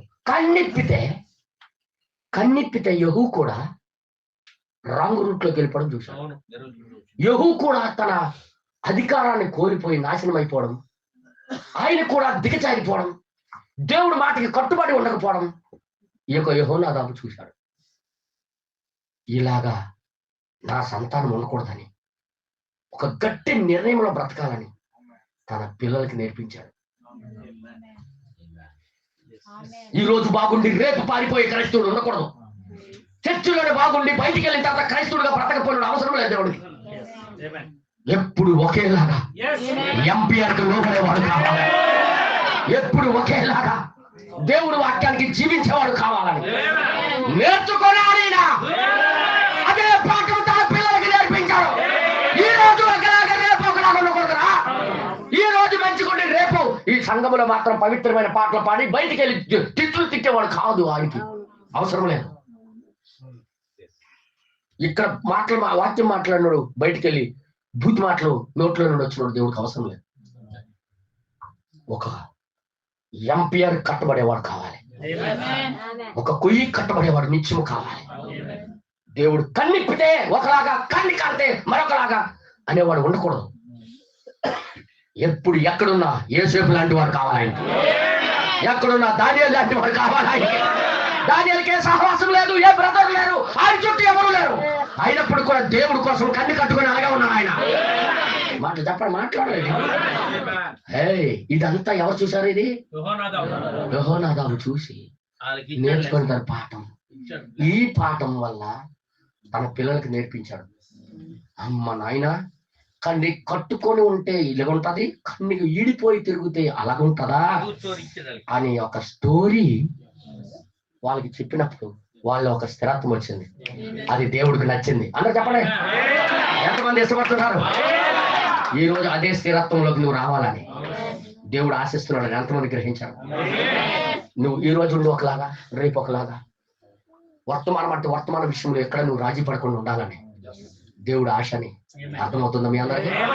హల్లెలూయా. అలాంటి స్థితికి మనందరికి ఇంటికి వెళ్ళి ఇదంతా హోంవర్క్ చేయండి. ఇంటికి వెళ్ళి అధ్యాయాలు అంతా చదవండి. మీకు ఇప్పుడు బాగా అర్థమవుతుంది రెకాబీలు ఎందుకు ఆ పాఠం నేర్చుకున్నారు, జరుగుతే ఏమవుద్దో, ఈ కన్ని నుండి బయటికి వెళ్ళిపోతే ఏమవుద్దో, కన్ని కట్టబడి ఉంటే ఏమవుద్దో వాళ్ళ తండ్రి వాళ్ళకి నేర్పించాడు. హల్లెలూయా. పదవి వచ్చేసరికి గర్వం వచ్చింది మనోడు, హోదా వచ్చేసరికి గర్వం వచ్చింది. అందుకే మీరు ఎప్పుడు కూడా డబ్బుకు కానీ పదవులకు కానీ లోబడకండి, ఎక్కడ పొలాలు కొనకండి, పేదోలు కానీ ఉండండి, వాక్య పక్షాన్ని నిలబడండి. ఎందుకంటే యెహూ ఏమీ లేనోడు రాజు అయ్యేసరికి, అభిషేకం వచ్చేసరికి గొప్ప అయిపోయి ఆయన చేసిందంతా రైట్ అనుకున్నాడు. మీరు మాత్రం అలాగే చేయకండి అని తన పిల్లలకి నేర్పించాడు ఆయన. హల్లెలూయా. 31వ వచనం, 31వ వచనంలో ఏమంటాడు చూడండి, ఒకసారి ఒక్క మాట చదువుదాం. అప్పుడు అయితే ఇశ్రాయేలు వారు పాపము చేయుటకు కారకుడైన యెరోబాము చేసిన పాపములను యెహూ ఏ మాత్రమును విసర్జించిన వాడై, అక్కడేనన్నా విసర్జించకపోయిన వాడై ఇశ్రాయేలు దేవుడైన యెహోవాని ఏదైనా పర్వాలేదని ఊరుకుని పోయాడు. ఇప్పుడు రాజీ పడిపోయే క్రైస్తవుడు అయిపోయాడు. అరే కన్ని కట్టుకొని ఒకప్పుడు బాగుండేవాడు, కొద్దిగా బాగా అయ్యేసరికి మంచం మీద ఉన్నప్పుడు ప్రార్థన చేయండి, దేవుడు గుడికి రోజు వచ్చి బతుకుతారు. బాగా అయిపోయేసరికి ఇశ్రాయేలు దేవుడైన పరిశుద్ధాత్మ నియమించిన ధర్మశాస్త్రమును పూర్ణ హృదయముతో ఆయన అనుసరించలేకపోయాడు, పూర్తిగా శ్రద్ధ చూపించలేకపోయాడు, పూర్ణ హృదయంతో జీవించలేకపోయాడు. అది చూశాడన్నా రేకాబీలు యొక్క తండ్రి. ఎంతమందికి అర్థమైంది ఈ మాట? ఈ రోజు కొత్తది అయిపోద్దని చెప్పానా? దేవుడు నామానికి మహిమ కలుగును. హల్లెలూయా. ఈ రోజు అదే మనకి కోరుతున్నాడు దేవుడు. ఆ బుద్ధి పుట్టడానికే ఈ పాఠం మన ముందు పెట్టాడు. ఈరోజు ఎంతమంది చప్పట కొడతారు ఈ పాఠం? దేవుడు నామానికి మహిమ కలుగును గాక. అందుకే ఈ రోజు మనము మారిపోకూడదు, ఒక నిర్ణయానికి, ఒక కొయ్యికి కట్టుబడి ఉండాలి. వర్తమానం చెప్పిందే తుది అని భావించి బ్రతకాలి, కానీ బయట ఒకలాగా ఇక్కడ ఒకలాగా బ్రతకండి దయచేసి. అందుకు అటువంటి నిర్ణయాలు ఎవరెవరైతే తీసుకుంటారో లేచి నిలబడమని కోరుచున్నాను. హల్లెలూయా. ఓ ప్రభువా, నువ్వు మా దేవుడు అయ్యా, మా ప్రభు అయ్యా.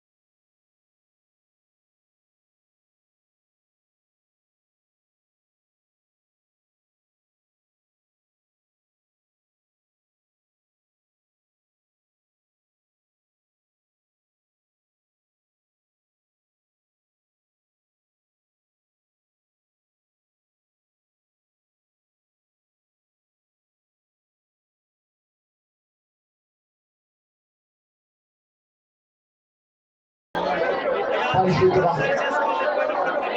దేవా, మేము దేని కట్టుబడి ఉండాలో, దేని కట్టుబడి ఉండాలో మాతో మాట్లాడించాలి.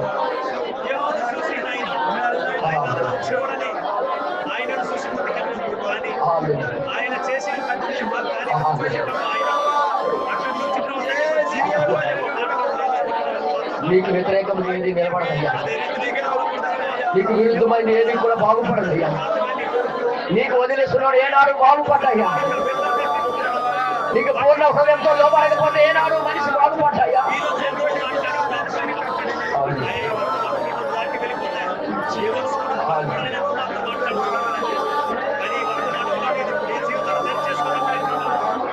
ఇర్మియా పాస్టర్ గారు వచ్చి చిన్నగా ప్రార్థన చేస్తారని కోరుతున్నా. ఒక చిన్న ప్రార్థన చేయాలని ఈ వర్తమానాన్ని బట్టి కోరుకుంటున్నాం. ప్రతి ఒక్కరు ఆయన ప్రార్థనతో ఏకెత్తుతాం. హల్లెలూయా, హల్లెలూయా. ఓ ప్రభువా, నీకే స్తోత్రం నాయనా.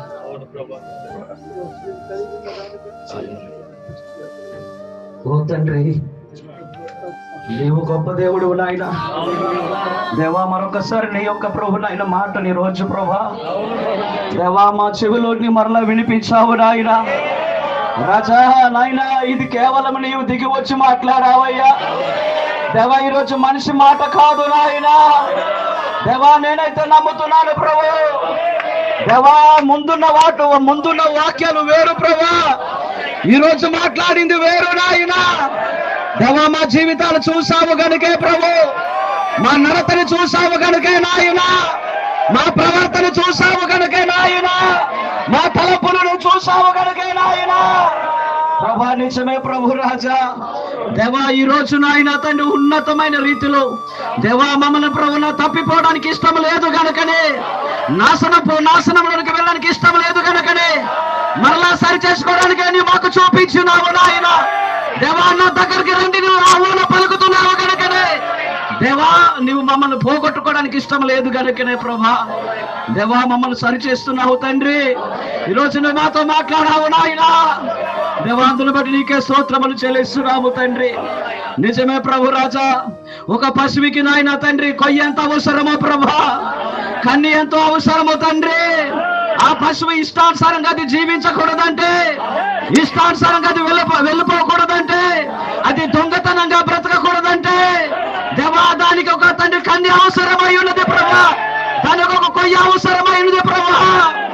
రాజా, ఈ రోజు మేము ఇష్టానుసారంగా బ్రతకకూడదంటే దేవా, మా నచ్చినట్టుగా ప్రవర్తించకూడదంటే, నచ్చినట్టుగా మాట్లాడకూడదంటే ప్రభా ఖచ్చితంగా నీ వాక్యం మాకు అవసరమై ఉన్నది. నీ వాక్యము మాకు అవసరమై ఉన్నది ప్రభు. నీ వాక్యము ద్వారా మాత్రమే ప్రభా దేవా మేము మంచి జీవితాలు జీవించగలము తండ్రి.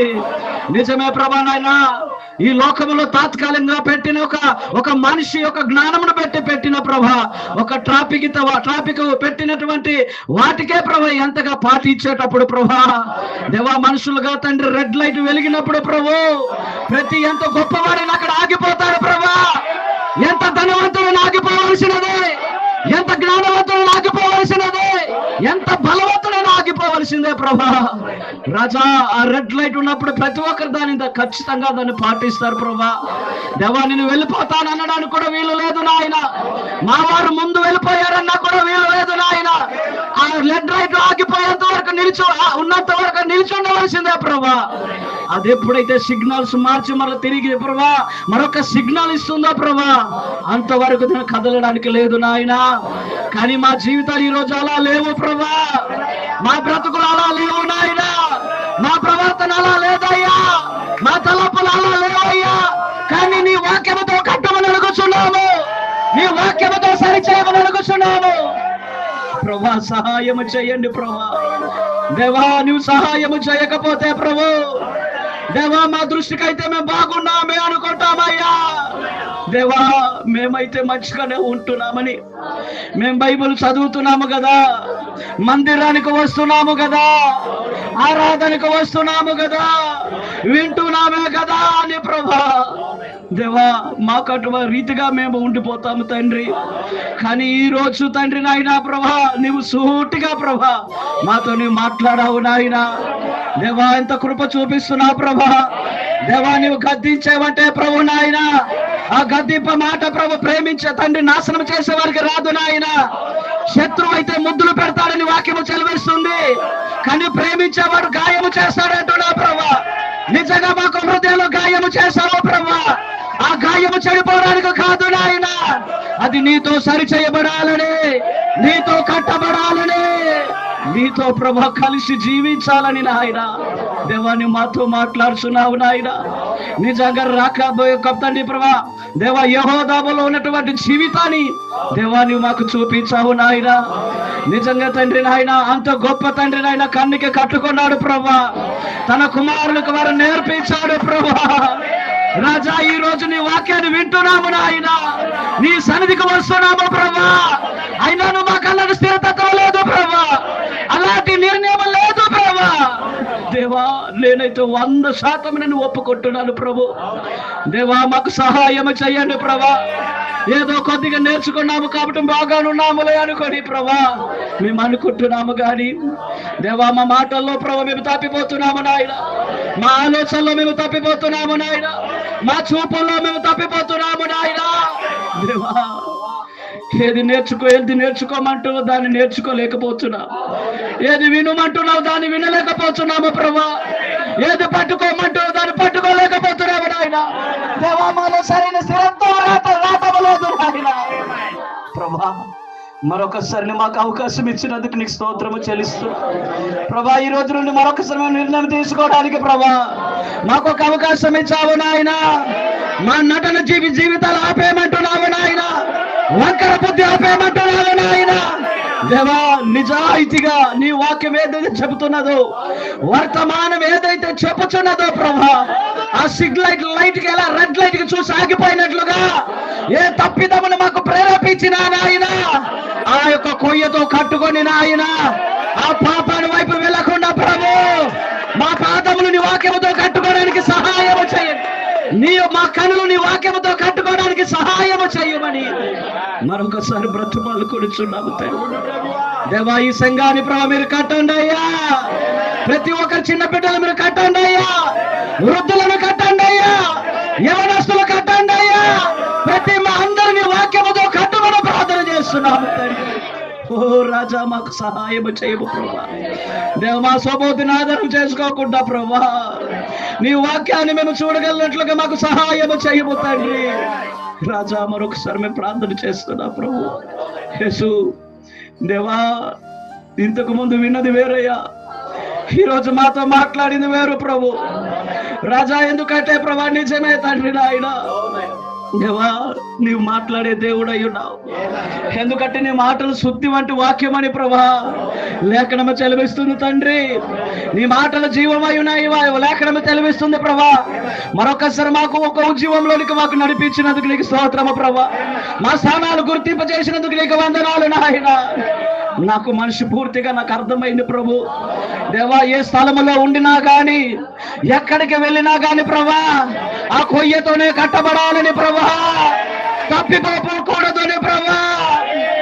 దేవా నిజమే, ఈరోజు మాకు వాక్యం కనుక చిన్నది మాకు అవకాశం వచ్చి ప్రవక్త వర్తమానం ఇలా చెప్పిందని కనుక ఉంటే అదే నిలబడిపోయి ఇలా ఉంది కదా అని మేము ప్రశ్నిస్తాం ప్రభా.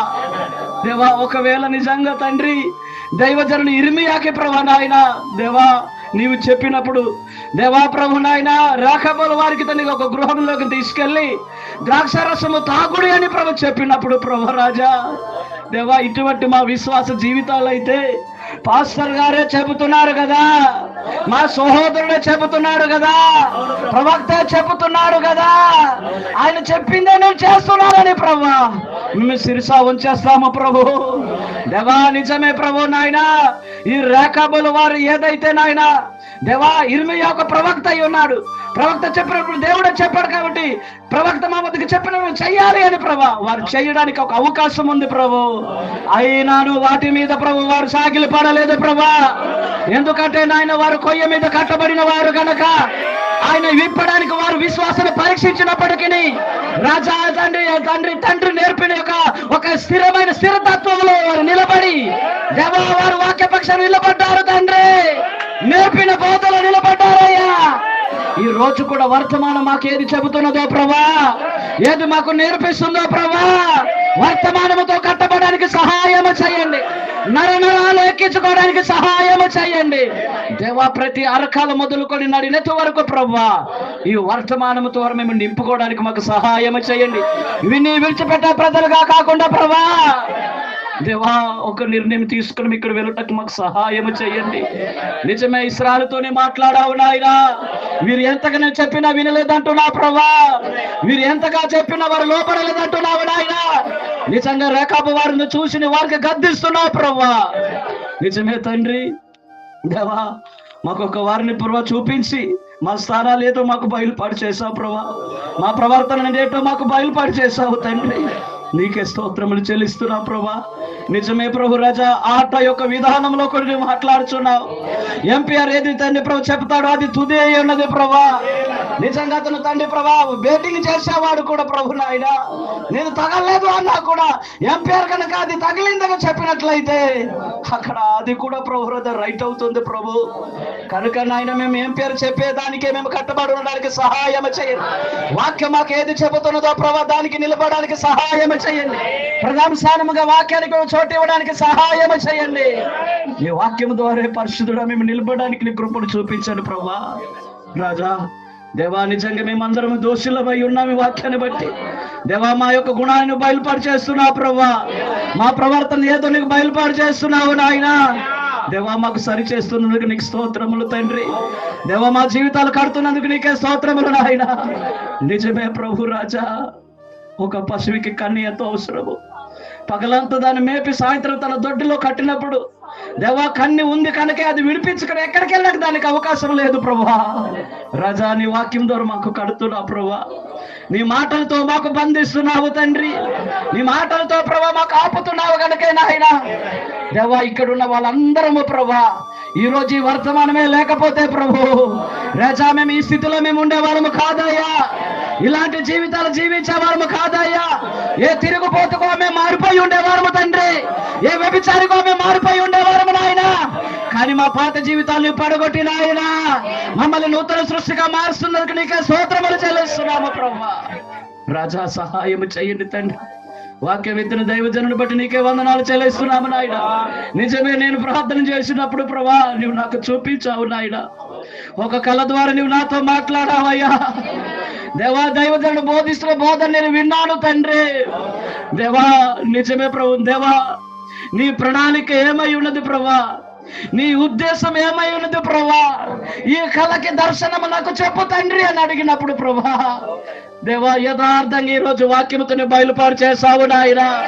మా జీవితాలు ఒకటే ప్రభా, మేము కట్టబడి ఉండడమే నాయన, వర్తమానంలో నిలబడడమే తండ్రి, వర్తమానం కోసం చావడమే ప్రభా. మేము బ్రతుకున్న జీవితంలో అంతకాలం వర్తమానముతో ప్రభా జీవించడం అని నువ్వు మాకు రుజువు చూపిస్తున్నావు ప్రభా.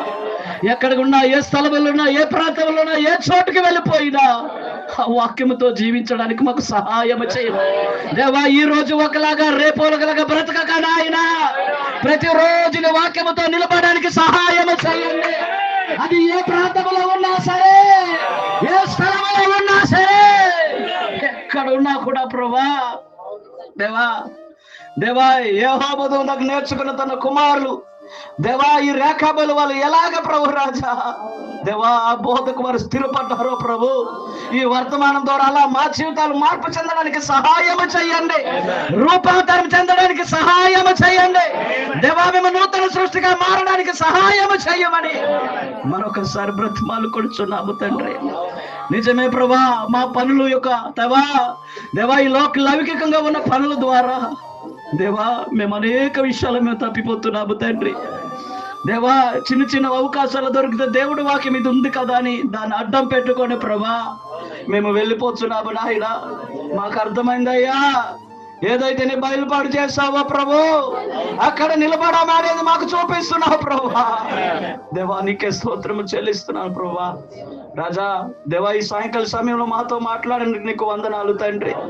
వాక్య విద్యను దైవజనుడు మీరు జ్ఞాపకం చేసుకొని నాయన, తనకు నా ఆరోగ్యమును బట్టి నాయన మేము మరొకసారి ప్రార్థన చేస్తున్నాము దేవా. మాకు బలపరచడానికి ఆయనకి మీరు శక్తిని ఇవ్వండి ప్రభా, మంచి ఆరోగ్యమును ఇవ్వండి ప్రభా, ఇంకా ఆయుష్ని ఇవ్వండి ప్రభా, ఇంకా బలంగా నీ అభిషేకంతో నింపండి ప్రభా. ఈ అభిషేకంతో ముందుకు నడిపించండి తండ్రి. ఈ వధువుని ప్రభా ఎలా తీర్చిదిద్దాలో నాయన నీవే అభిషేకం అనుగ్రహించమని ప్రార్థన చేస్తున్నాం.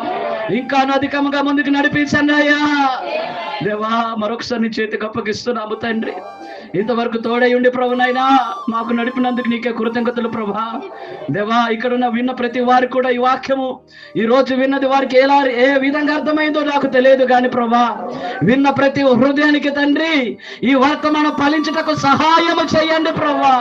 దేవా ప్రతి ఒక్కరు మీరు పట్టుకోండి నాయన, వారి హృదయంలోనికి విత్తనంగా మీరు నాటండి అయ్యా, అది ఫలించి వారిని ఫలాలు ఇవ్వడానికి సహాయం చేయమని మరొకసారి ప్రార్థన చేస్తున్నాము తండ్రి. దేవా సంఘములో చాలా మంది ఉన్నారు ప్రభా, ఒకరోజు కనబడి మరొక రోజు కనబడిన వారు ఉన్నారు ప్రభు. అలాంటి వారు కూడా మారు మనసు ఇవ్వండి ప్రభా. అలాంటి వారు సరైన నీ వాక్యం దగ్గర నడిపించండి అయ్యా, ఈ వాక్యం అర్థమైనట్లుగా చేయండి అయ్యా, వారి హృదయాలు మీరు తెరవండి అయ్యా దేవా. నీవే సహాయం చేయమని ప్రార్థన చేస్తున్నాము తండ్రి. ఇదిగో ప్రభు నాయన ఈ సమయం నీకే స్తోత్రములు చెల్లిస్తున్నాము తండ్రి. ఇదిగో నీ కృప ద్వారా ముందుకు నడిపించి నీ నామానికి మహిమ తెచ్చుకోమని నా ప్రభువును రక్షకుడిని యేసుక్రీస్తు నామములో ప్రార్థిస్తున్నాను కను తండ్రి. ఆమేన్ ఆమేన్. పరలోకమందున్న మా తండ్రి, మీ నామం పరిశుద్ధపరచబడును గాక, మీ రాజ్యం వచ్చును గాక, మీ చిత్తం పరలోకంలో నెరవేరినట్లు నా యందును నెరవేరును గాక. అనుదిన ఆహారం మాకు మీరు దయచేయండి, మరణసులు మేము క్షమించిన ప్రకారం మమ్మల్ని మీరు క్షమించండి, మాకు శోధనలోకి తేక దుష్టుడికి తప్పించండి. అనగా రాజ్యం, అధికారం, శక్తి, మహిమ నిరంతరం నీవై ఉన్నావు తండ్రి. ఆమేన్. ప్రభువైన యేసుక్రీస్తు యొక్క కృప, ఆయన సన్నిధి నిత్యం మనకు తోడుగా ఉండి నడిపించును గాక. ఆమేన్. God bless you. దేవుడు మీ అందరికీ దీవించును గాక.